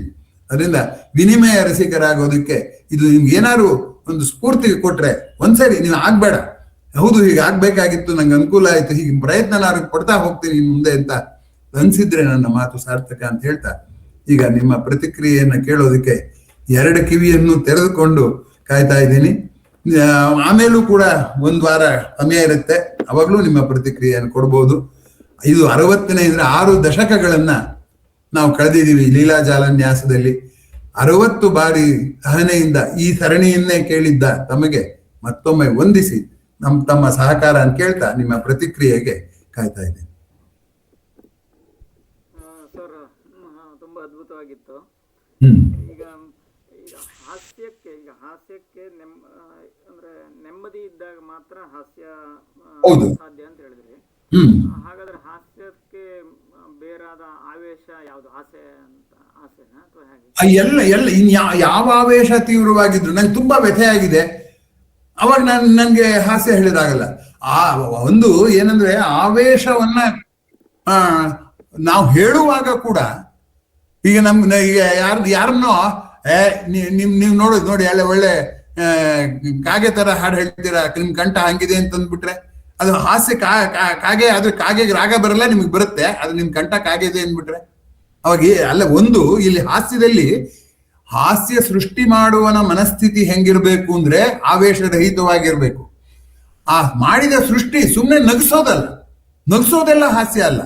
ನಗಿಸಿ ತಿಳಿಬಹುದು ಬೇಕಾದಷ್ಟು ಸರಿ, ಅಣಕಿಸ್ಕೋಬಹುದು, ಅದು ವ್ಯಂಗ್ಯ ಅಂತಾರಲ್ಲ, ಕುಹಕ ಅಂತಾರಲ್ಲ, ಕುಹಕ ಹಾಸ್ಯವೇ, ಅಪಹಾಸ್ಯ. ಅದಕ್ಕೆ ಅಪಹಾಸ್ಯ ಅನ್ನೋ ಪದ ಇದೆ. ಆ ದೃಷ್ಟಿಯಿಂದ ಮತ್ತೆ ನಾವು ಹಾಸ್ಯವನ್ನೇ ಹೇಳ್ಬೇಕಂದ್ರೆ, ಹಾಸ್ಯರಸ ಸೃಷ್ಟಿ ಮಾಡ್ಬೇಕಾದ್ರೆ ಮೊದಲು ಆವೇಶರಹಿತ ಮನೋಭೂಮಿಕೆ ನಾವು ಬೆಳೆಸ್ಕೊಂಡು ನನ್ನ ಮಾತು ಅವ್ರಿಗೆ ಆವೇಶವನ್ನು ಕೆರಳಿಸದ ಹಾಗೆ ಹೇಳಬೇಕು. ಅದಕ್ಕೆ ತುಂಬಾ ಆದರ್ಶ ಹಾಸ್ಯ ತುಂಬಾ ಕಷ್ಟ. ಘನತತ್ವವನ್ನ ಹಾಸ್ಯದ ಮೂಲಕ ಹೇಳಿರುವಂಥವ್ರು ಇದ್ದಾರೆ. ಹಾಗೆ ಹೇಳೋವಂಥದ್ದು ಅಷ್ಟು ಸುಲಭವಾಗಿ ದಕ್ಕದಿಲ್ಲ. ಅದಕ್ಕೆ ಏನಾಗ್ಬಿಡ್ತು ಅಂದ್ರೆ, ಇದೆಲ್ಲ ಯಾರಪ್ಪ ಮಾಡೋರು, ನಂಗೇನೋ ನಗು ಬಂತು, ಇನ್ನೊಬ್ರನ್ನ ನಗಿಸ್ಬಿಟ್ರೆ ಆಯ್ತು ಅಂತ ಅಂದ್ಬಿಟ್ಟು ಹೇಗೋ ಅವ್ರು ನಕ್ಕು ಬಿಟ್ರೆ ಸಾಕು. ಅವರು ನನಗೆ ಕಂಡ್ರೆ ನನ್ನ ಲೆಕ್ಚರ್ ಸಕ್ಸಸ್, ನನ್ನ ಜೋಕ್ ಸಕ್ಸಸ್. ವಿಚಿತ್ರ ಅಂದ್ರೆ ಒಂದೇ ಹಾಸ್ಯನ 2 ಸರಿ ಹೇಳಿದ ಅದಾಗ್ಲೇ ವರ್ಕ್ ಆಗಲ್ಲ. ಮೊದಲನೇ ಸರಿ ನಕ್ಕಾಗಿ ನಾವು 2ನೇ ಸರಿ ನಗಕ್ಕಾಗಲ್ಲ. ಅದರಿಂದ ಹಾಸ್ಯ ಸೃಷ್ಟಿನೂ ಕಷ್ಟ, ಹಾಸ್ಯನ ಸಸ್ಟೈನ್ ಮಾಡಕ್ಕಾಗಲ್ಲ. ಬೇರೆ ಇನ್ನೊಂದು ಹೊಸ ಸಾರ ಹೇಳ್ಬೇಕಾಗಿತ್ತು. I think I have answered the question. ಅಂದ್ರೆ ಕೇಳುವನ ಮನಸ್ಥಿತಿಯನ್ನ ಸಮಸ್ಥಿತಿಗೆ ತಂದ್ರೆ, ಮನಸ್ಥಿತಿ ಸಮಸ್ಥಿತಿಯಲ್ಲಿದ್ರೆ ಮಾತ್ರ ಹಾಸ್ಯ ಸಂವಹನ ಸಾಧ್ಯ. ಆಮೇಲೆ ಈಗ ಬೀಭತ್ಸ ರೌದ್ರ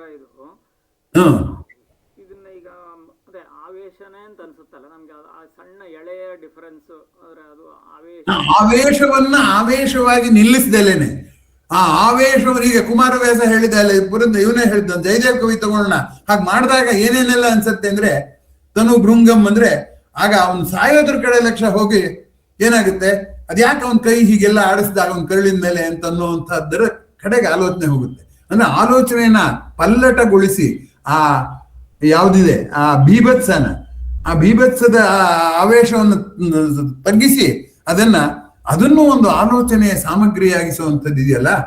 ಅವ್ರು ಯಾರೋ ಒಬ್ರು ಹರಿಕತೆ ದಾಸ ಹೇಳ್ತಾ ಇದ್ರು ಏನಂದ್ರೆ, ಈ ಒಬ್ಬ ಪ್ರಹ್ಲಾದ ನಂಗೆ ಸಿಕ್ಕಿದಾನೆ, ಇವನ್ ಹೊಟ್ಟೆಲ್ ಇನ್ನೂ ಏನಾದ್ರು ಪ್ರಹ್ಲಾದ ಇದ್ದೆ ಅವನು ನಂಗೆ ಬೇಕು ಅಂತ ಹುಡುಕಿದ್ನಂತೆ. ಯಾರು ನರಸಿಂಹಂಗೆ ಎಷ್ಟು ಭಕ್ತನ ಮೇಲೆ ಪ್ರೀತಿ ಬಂದ್ಬಿಡ್ತು ಅಂದ್ರೆ ಆ ಕರುಳಲ್ಲೆಲ್ಲ ಹುಡುಕ್ತಿದಾನಂತೆ, ಇನ್ನೊಂದೇನಾದ್ರು ಇರ್ಬೋದಾ ಇವನ ಹತ್ರ ಪ್ರಹ್ಲಾದ ಅಂತ. ಹೀಗೆ ಇದಕ್ಕೆ ನೋಡಿ ಈ ತರ ಆಲೋಚನೆ ಬರಲ್ಲ. ನಾವು ಬರೀ ಕತೆ ಹೇಳ್ಬಿಟ್ಟು ಬಗದು ಬಿಟ್ಟ ಮಕ್ಕಳಿಗೆ ನರಸಿಂಹನ್ ಕಥೆ ಹೇಳಲೇಬಾರ್ದು. ಯಾಕೆಂದ್ರೆ ನಾವು ನರಸಿಂಹನ್ ಕಥೆ ಹೇಳಿದ್ರೆ ಆವೇಶವನ್ನು ದೂರೀಕರಿಸಿದಾಗ ಆಗ್ಬಿಡು. ಆವೇಶವನ್ನು ದೂರೀಕರಿಸದೆ ಅದರ ಬೇರೆ ಬೇರೆ ಬೆಂಗುಲುಗಳನ್ನು ತೋರಿಸೋದೇ ರಸ. ಮುಂದಿನ ಪ್ರತಿಕ್ರಿಯೆ.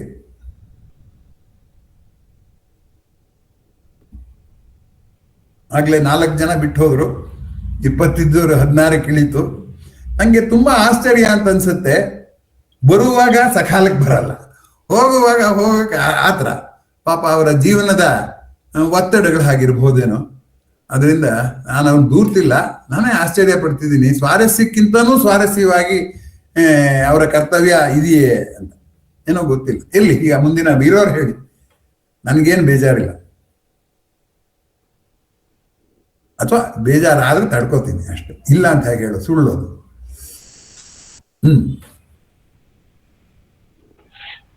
ನಮಸ್ತೆ ಗುರುಜಿ. ಚೆನ್ನಾಗಿತ್ತು ಸರ್, ತುಂಬಾ ಚೆನ್ನಾಗಿತ್ತು, ತುಂಬಾ ಚೆನ್ನಾಗಿತ್ತು ಸರ್. ಇದು ಬೀಭತ್ಸ ಮತ್ತು ರೌದ್ರ, ಬೀಭತ್ಸ ಮತ್ತು ರೌದ್ರ ಎಲ್ಲರೂ ಇನ್ನೊಂದು ಸ್ವಲ್ಪ ಹೇಳಬೇಕು ಅನ್ಸುತ್ತೆ. ಏನಿಲ್ಲ, ಬೀಭತ್ಸ ಅನ್ನೋದು ರೌದ್ರದ ಪರಿಣಾಮವಾಗಿ ಆದ ಸಂಗತಿಯನ್ನು ವಿವರಿಸೋದು ಬೀಭತ್ಸ. ಬೀಭತ್ಸವನ್ನು ಸೃಷ್ಟಿ ಮಾಡಿದವನ ಮನಸ್ಥಿತಿಯನ್ನ ಆಧರಿಸಿ ಮಾಡಿದ್ದು ರೌದ್ರ. ಈಗ 2 ಇದೆ ಅಲ್ವಾ. ಈಗ ನಾನು ಕೋಪಿಸ್ಕೊಂಡು ನಮ್ಮ ವಿದ್ಯಾರ್ಥಿಗಳಿಗೆಲ್ಲ ಹೊಡೆದ್ ಬಿಡ್ತೀನಿ. ಗದ್ದಲ ಮಾಡ್ತೀರಾ ನೀವು, ಇನ್ನೊಂದ್ಸರಿ ಮಾಡ್ರಿ ನೋಡಿ, ನಿಮ್ ಕಾಲ್ ಮುರಿದ್ ಬಿಡ್ತೀನಿ ಅಂತ ಹೊಡೆದ್ ಬಿಡ್ತೀನಿ. ಅಧ್ಯಾಪಕನ ಮನಸ್ಥಿತಿ ರೌದ್ರ. ಆ ವಿದ್ಯಾರ್ಥಿಗಳು ಒದೆ ತಿಂತಾರಲ್ಲ, ಒದೆ ನಮ್ಮ ಮಾತು ಕೇಳದೇ ಇರೋನು ಒಬ್ಬನಿಗೆ ಒದೆ ಕೊಟ್ಟಿರ್ತೀವಿ ನಾವು.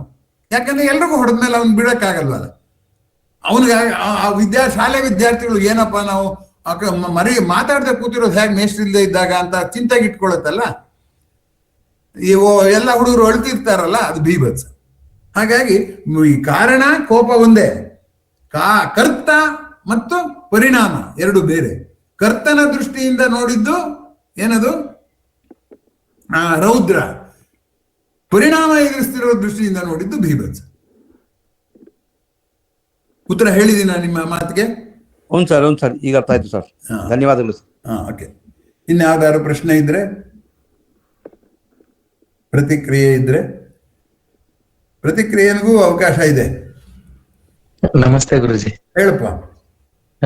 ತುಂಬಾ ಖುಷಿ ಆಯ್ತು, ಚೆನ್ನಾಗಿತ್ತು ಇದು ನಮ್ಗೆ. ಆದ್ರೆ ಒಂದೇದು ಹಾಸ್ಯ ಇದೆಯಲ್ಲ, ನನ್ಗೆ ಬಹಳ ಇದೆ ಅಂದ್ರೆ ಕೋಪವನ್ನ ಹಾಸ್ಯವನ್ನಾಗಿ ಮಾಡ್ಕೊಳ್ಬೇಕು ಅಂತ ತುಂಬಾ ಸಲ ನೀವ್ ಹೇಳ್ತಾ ಇರ್ತೀರಿ. ಅದರಲ್ಲಿ ಇನ್ನೊಂದಿಷ್ಟು ನಮ್ಗೆ ಅದು ಹೇಗ್ ಬರುತ್ತೆ ಅಂದ್ರೆ, ಈಗ ತಕ್ಷಣ ಕೆಲವು ಸಾರಿ ಕೋಪ ಬಂದಿರುತ್ತೆ, ಅದನ್ನ ತಡ್ಕೊಂಡು ಅದನ್ನ ಆಲೋಚನೆ ಮಾಡಿ ಅದನ್ನ ಹೇಳೋದಕ್ಕ, ಅಥವಾ ಅದನ್ನ ವಿಭಿನ್ನ ರೀತಿಯಲ್ಲಿ. ಆಮೇಲೆ 2ನೇದು ಅದ್ ಮಾಡೋದು ಹೇಗೆ ಅಂತ ನಾನು ಹೇಳ್ಕೊಟ್ರು ಬರಲ್ಲ, ಅದು ಸ್ಕಿಲ್. ಮಾಡಿ ರೂಢಿ ಮಾಡ್ಕೋಬೇಕು. ಒಂದು ಈಗ ನೋಡಿ, ಮಾರುತೀಶ್ ಅವ್ರಿಗೆ ಹೇಳಿದ ಪ್ರಶ್ನೆಗೆ ಈಗ ಹೇಳ್ತಿದ್ದೀನಿ. ಬೀಭತ್ಸವನ್ನೇ ವಿವರಿಸಿದ್ರು. ಈಗ ನೀನೇನ್ ಹೇಳಿದೆಪ್ಪ ಪ್ರಶಾಂತ್, ಸಂತೋಷವಾಯ್ತು ಅಂದೆ. ಬೀಭತ್ಸ ಹೆಂಗ್ ಸಂತೋಷ ಆಗಕ್ಕೆ ಸಾಧ್ಯ ಆಗತ್ತೆ ಕಾವ್ಯದಲ್ಲಿ? ಅದು ಆಶ್ಚರ್ಯ. ಅದು ಮುಂದಿನ ಭಾಗದಲ್ಲಿ ಬರುತ್ತೆ. ಬೀಭತ್ಸವನ್ನ ನಾವು ನೋಡಿದಾಗ ನಾವು ಕಂಗಾಲಾಗಲ್ಲ. ಆ ಬೀಭತ್ಸವನ್ನು ನೋಡಿ ನಾವು ನಮ್ಮ ಮನಸ್ಸಿಗೆ ತಿರ್ಗಾ ಸ್ಥಾಯಿಯಾಗಿ ಉಳಿಯೋದು ಯಾವುದು? ಆಶ್ಚರ್ಯ.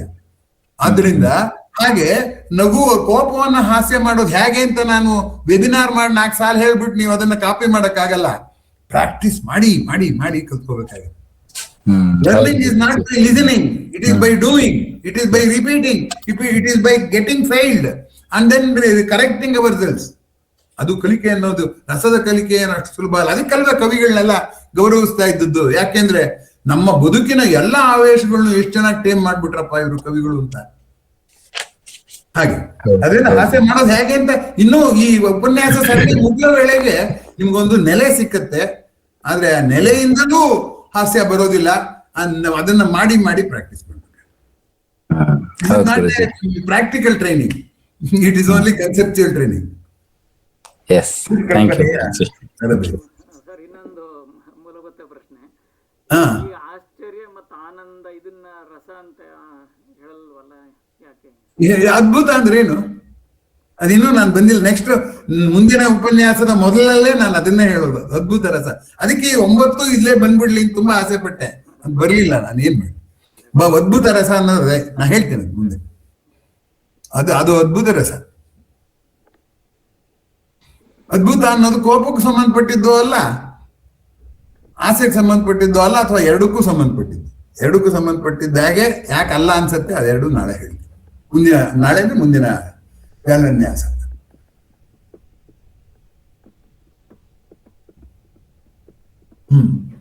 ಮುಂದಿನ ಜಾಲನ್ಯಾಸ ಅದೇ ಭಾನುವಾರ ಇಲ್ಲವೇ ಸೋಮವಾರ ಇರುತ್ತೆ. ದಯಮಾಡಿ ಅದನ್ನ ನೋಡಿ ತಿಳ್ಕೊಂಡು ಬರ್ಬೇಕು. ಗೊತ್ತಾಗಲ್ಲ ನಮಗೂ ಏನೇನ್ ತಾಪತ್ರಯಗಳು ಬರುತ್ತೆ, ಇದಕ್ಕಿದ್ದಾಗೆ ಏನೋ ತಾಪತ್ರಯ ಬರ್ಬೋದು.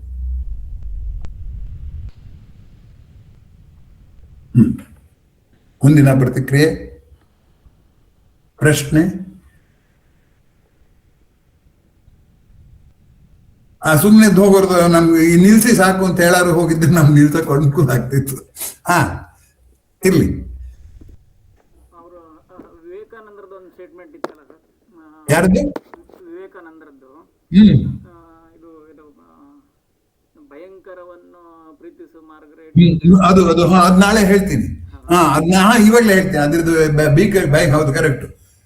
ಅವ್ರು ಹೇಳ್ತಾರೆ ವಿವೇಕಾನಂದರು, ಭೀಭತ್ಸವನ್ನು ಮೃತ್ಯುವನ್ನು ಪ್ರೀತಿಸು ಮಾರ್ಗರೇಟ್, ಭಯಂಕರವನ್ನು ಆರಾಧಿಸು. ಯಾಕೆ ಅಂದ್ರೆ ಭಯಂಕರದ ಸ್ಥಿತಿಯನ್ನು ಎದುರಿಸ್ತಿರೋ ಸಾಂತ್ವನ ಮಾಡಕ್ ನಂಗೊಂದು ಅವಕಾಶ ಅಂತ. ಪ್ರಪಂಚಲ್ಲೂ ಅವರು ರಾಮಕೃಷ್ಣಾಶ್ರಮದಲ್ಲಿ ಒಂದು ಸ್ಫೂರ್ತಿ ಮಾತಿದೆ, ಬ್ರಹ್ಮ ಸತ್ಯ ಜಗತ್ ಸ್ಫೂರ್ತಿ. ಜಗತ್ತು ಸ್ಫೂರ್ತಿ ಕೊಡ್ಬೇಕು ಅಂತ. ಭೀಭತ್ಸ ಸ್ಫೂರ್ತಿ ಕೊಡುತ್ತೆ, ಅವರೆಲ್ಲ ಅಷ್ಟು ಕಷ್ಟದಲ್ಲಿದ್ದಾರೆ, ನಾನು ಹೋಗಿ ಸಮಾಧಾನ ಮಾಡ್ಬೇಕು ಅಂತ. ಹಾಗೆ ಇನ್ನೂ ಒಂದು ಹೇಳೋರು ವಿವೇಕಾನಂದರು, ದರಿದ್ರ ನಾರಾಯಣನನ್ನು ಪೀರಿಸು, ಲಕ್ಷ್ಮೀನಾರಾಯಣನ್ ಬೇಡ. ಲಕ್ಷ್ಮೀನಾರಾಯಣ ಸುಖವಾಗಿದ್ದಾನೆ, ನಮ್ಗೆ ಯಾಕೆ ಬೇಕಂತ ಸವಾಸ. ದರಿದ್ರ ನಾರಾಯಣನ ಪ್ರೀತಿಸು, ಯಾಕೆಂದ್ರೆ ದರಿದ್ರ ನಾರಾಯಣನ ಹಿಡಿದಕ್ಕೆ ತುಂಬಾ ಜನ ನರಳ್ತಾ ಇದ್ದಾರೆ. ಅದರಿಂದ ಒಂದು ರೀತಿಯಲ್ಲಿ ಅದು ಆಗ್ಬಾರ್ದಾಗಿತ್ತು ಅಂತ ನೀತಿ ನಿರ್ಣಯ ಬಿಟ್ಬಿಡು. ಹೇಗೆ ಸಾಂತ್ವನ ಮಾಡ್ಬೇಕು ಅನ್ನೋದ್ರ ಬಗ್ಗೆ ಯೋಚನೆ ಮಾಡು ಅನ್ನೋ ದೃಷ್ಟಿಯಿಂದ ಮತ್ತೆ ಒಂದ್ಸರಿ ಅಲ್ಲ, ಅನೇಕ ಕಡೆ ಹೇಳ್ತಾರೆ. ಯಾರು ವಿವೇಕಾನಂದರು, ಮೃತ್ಯುವನ್ನು ಪ್ರೀತಿಸು, ದರಿದ್ರ ನಾರಾಯಣನ ಪ್ರೀತಿಸು ಅಂತ. ಆ ಸಿಸ್ಟರ್ ನಿವೇದಿತಾ ಒಂದ್ಸರಿ ಎಲ್ಲ ಹೋಗ್ತಾಳೆ. ಅಲ್ಲಿ ಹೋದಾಗ ಅದು ಯಾವುದೋ ಒಂದು ಮಗುವಿಗೆ ಅವಾಗ ಕಾಲರ ಆಗ್ಬಿಟ್ಟಿರುತ್ತೆ ಕಲ್ಕತ್ತಾದಲ್ಲಿ. ಮಕ್ಕಳು ಸುಮ್ಮನೆ ಸಾಯ್ತಾ ಇರ್ತವೆ. ಇವಳು ಹೋಗ್ತಾಳೆ, ಅಲ್ಲಿ ಯಾರು ಹೇಳ್ತಿದ್ರು ಅಲ್ಲಿ ಒಳ್ಳೆ ಮೇಳಕ್ ಹೋಗ್ತಾಳೆ. ಆ ಮಗು ಕಾಲರ ಆಗಿರುತ್ತೆ, ಅದನ್ನ ತೊಡೆ ಮೇಲೆ ಹಾಕೊಡ್ತಾಳೆ. ಹಾಕೊಂಡ್ರೆ ಆ ಇನ್ಫೆಕ್ಷನ್ ಭಯನು ಮರೆತು ಸೇವೆ ಮಾಡ್ಬೇಕು ಅಂತ ಹೇಳಿದಾರಲ್ಲ ವಿವೇಕಾನಂದರು. ಮಾಡ್ತಾಳೆ, ಅದು ಹಾಕೊಂಡು ಸ್ವಲ್ಪ ಹೊತ್ತಿಗೆ ಆ ಮಗು ಸತ್ತೋಗುತ್ತೆ. ಆ ಸತ್ತೋದಾಗ ನೋಡಿದಾಗ ನಾವು ಇಷ್ಟೆಲ್ಲ ಮಾಡಿದ್ರು ಸಾವು ಹೀಗೆ ನೋಡ್ಬೇಕಾಗುತ್ತಲ್ಲ ಅಂತ ಮನೆಯವರೆಲ್ಲ ಅಳಕ್ ಶುರು ಮಾಡ್ಬಿಡ್ತಾರೆ. ಆಮೇಲೆ ವಿವೇಕಾನಂದರ ಬಂದು ಹೇಳ್ತಾಳೆ, ನಾನು ಸೇವೆ ಮಾಡ್ತೀನಿ, ಆದ್ರೆ ಸೇವೆ ಸ್ವೀಕರಿಸೋರು ನೋವನ್ನ ನನ್ನ ಕೈಲಿ ತಡ್ಕೊಳಕ್ಕಾಗಲ್ಲ. ನಂಗೆ ಆ ಕರುಣಾರಸವೇ ನನ್ಗೆ ಆ ಭೀಭತ್ಸನ ತಡ್ಕೊಳಕ್ ಕಷ್ಟ ಆಗುತ್ತೆ. ಇವತ್ತಿನ ಭಾಷೆಯಲ್ಲಿ ಹೇಳ್ತಿದ್ದೀನಿ ಅಷ್ಟೇ. ಹಾಗಂತ ಹೇಳತ್ಗೆ ಅವರು ಅವಾಗ ಹೇಳಿದ ಮಾತಿದ್ದು, ಮೃತ್ಯುವನ್ನು ಪ್ರೀತಿಸು ಮಾರ್ಗರೇಟ್. ಅವಳ ಹೆಸರು ಮಾರ್ಗರೇಟ್ ನೊಬೆಲ್ ಅಂತ, ಇವಳ ಹೆಸರು ನಿವೇದಿತಾ ವಿವೇಕಾನಂದರು ಕೊಟ್ಟ ಹೆಸರು. ಅವಳು ಹೇಳ್ತಾರೆ, ಮೃತ್ಯುವನ್ನು ಪ್ರೀತಿಸು ಮಾರ್ಗರೇಟ್, ಭಯಂಕರವನ್ನು ಆರಾಧಿಸು. ನಂಗೆ ಅನೇಕ ವೇಳೆ ಏನಾಗುತ್ತೆ ಅಂದ್ರೆ ತಿರುಗಿ ಬೀಳ್ಬೇಕು ನಾವು ನಮಗ್ ಬರೋ ಕಷ್ಟಕ್ಕೆ ಅಂತ. ಆ ತಿರುಗಿ ಬಿದ್ದು ಅದು ಯಾರ ಕಷ್ಟದಲ್ಲಿದ್ದಾರೋ ಒಂದು ಸಾಂತ್ವನ ಮಾಡ್ಬೇಕು ಅಂತ. ಅದಕ್ಕೆ ಅವರು ಹೇಗಿದೆ ನೋಡಿ, ಬ್ರಹ್ಮ ಸತ್ಯ ಜಗತ್ ಸ್ಫೂರ್ತಿ ಜೀವನಂ ಸತ್ಯ ಶೋಧನಂ. ನಾನು ಒಬ್ನೇ ಕೂತ್ಕೊಂಡು ಸತ್ಯ ಶೋಧನೆ ಮಾಡ್ಬೇಕು, ಸಮಾಜದಲ್ಲಿ ಬೆರೆತು ಸೇವೆ ಮಾಡ್ಬೇಕು. ಜಗತ್ತು ಸೇವೆಗೆ ಸ್ಫೂರ್ತಿ ಆಗ್ಬೇಕು ಹೊರತು ಸೇವೆಗೆ ಸ್ಫೂರ್ತಿ ಆಗ್ಬಾರ್ದು. ಆದ್ರೆ ಇವತ್ತಿನ ಸಿನಿಮಾಗಳಲ್ಲಿ ಸೇವೆಗೆ ಸ್ಫೂರ್ತಿ ಆಗಿರೋ ಹಾಗೆ ತೋರ್ಸೋದೇ ಇಲ್ಲ. ಅಂತ ಸಿನಿಮಾ ಬಂದ್ರೆ ಯಾರು ನೋಡಲ್ಲ. ಅದ ನಮ್ಮ ವೆಬಿನಾರ್ ತರ ಆಗುತ್ತೆ. ಆದ್ರಿಂದ ಬೀಭತ್ಸವನ್ನ ಅವರು ನೋಡೋ ರೀತಿಯಲ್ಲಿ ಆ ಬೀಭತ್ಸ ಅದೇ ಅವಳು ಆಕೆ ಏನ್ ಮಾಡಿದ್ಲು, ಶೋಕ ನೋಡಿದ್ಲು, ಕರುಣೆ ಮಾಡ್ಕೊಂಡಿರ್ಲಿಲ್ಲ. ಅದು ತೊಂದರೆ. ಅದನ್ನು ಸರಿಪಡಿಸಿದ್ರು ವಿವೇಕಾನಂದ. ಹಾಗಾಗಿ ಅವ್ರು ಹಾಗೆ ಹೇಳೋರು. ಸಂತ ಅನ್ನೋನು ಸ್ವಂತವನ್ನು ಮರೆತು ಸಾಂತ್ವನ ಮಾಡೋನೇ ಸಂತ. ಸಂತನಿಗೆ ರಸ ಬೇಕು, ರಸ ಇಲ್ದಿರೋನ್ ಮಾಡೋದು ಹೇಗದನ್ನಲ್ಲ. Is it not so?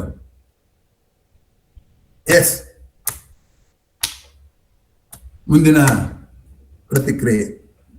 ಸುಸ್ತಾದ್ರೆ ನಿಲ್ಲಿಸಿ. ಸರಿ, ಆವೇಶ ಜೀವದ ರಸ ಅಂತ ಹೇಳಿದ್ರಿ, ಅಂದ್ರೆ ಬದುಕಿನ ರಸನೇ ಆವೇಶ ಅಂತ ಮೊದಲು. ಹೌದು, ರಸಾವೇಶ ಅಂತ ಕುವೆಂಪು ಎರಡನ್ನು ಸೇರಿಸಿದ್ರು. ನನ್ಗೆ ಅದು ಯಾಕೋ ಅವ್ರು ಕೂಡ, ನಾನು ಡ್ಯೂ ರೆಸ್ಪೆಕ್ಟ್ಸ್ ಟು ಕುವೆಂಪು, ಆ ರಸವನ್ನು ಆವೇಶವನ್ನು ಹೇಗೆ ಹೇಳುವ, ಆವೇಶ ರಸ ಅಂತಾರು ಅನ್ಬೇಕು.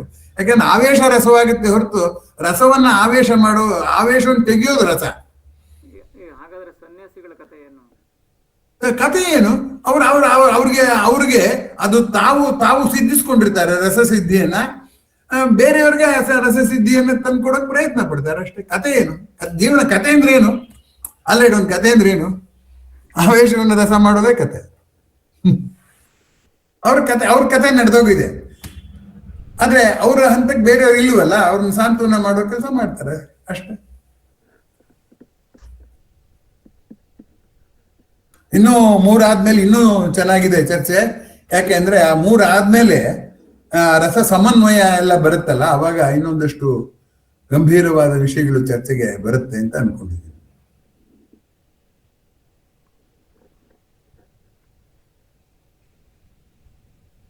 ಇನ್ನೂ ಪ್ರಶ್ನೆ ಹುಡ್ಕೊಳ್ಳಿ, 3 ಸರಿ ಕೇಳಿ, ಇನ್ನೊಂದಿಷ್ಟು ಪ್ರಶ್ನೆಗಳು ಬರುತ್ತೆ. ಬರ್ಲಿ, ಬಂದರೆ ಅದು ಹೊಲನ ಗಾಯ ಮಾಡಿದ್ರೇನೆ ಮೊಳಕೆ ಮೊಳೆಯೋದು.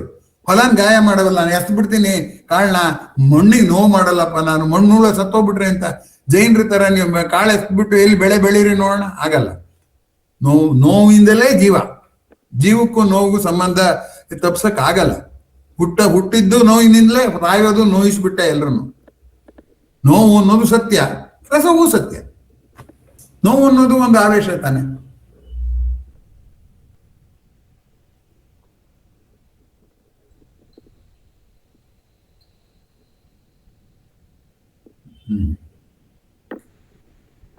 ಮುಗಿಸ್ಬೋದು ಅಂತ ಕಾಣುತ್ತೆ, ಯಾರ್ದು ಪ್ರತಿಕ್ರಿಯೆ ಇಲ್ಲೇ ಇದ್ರೆ.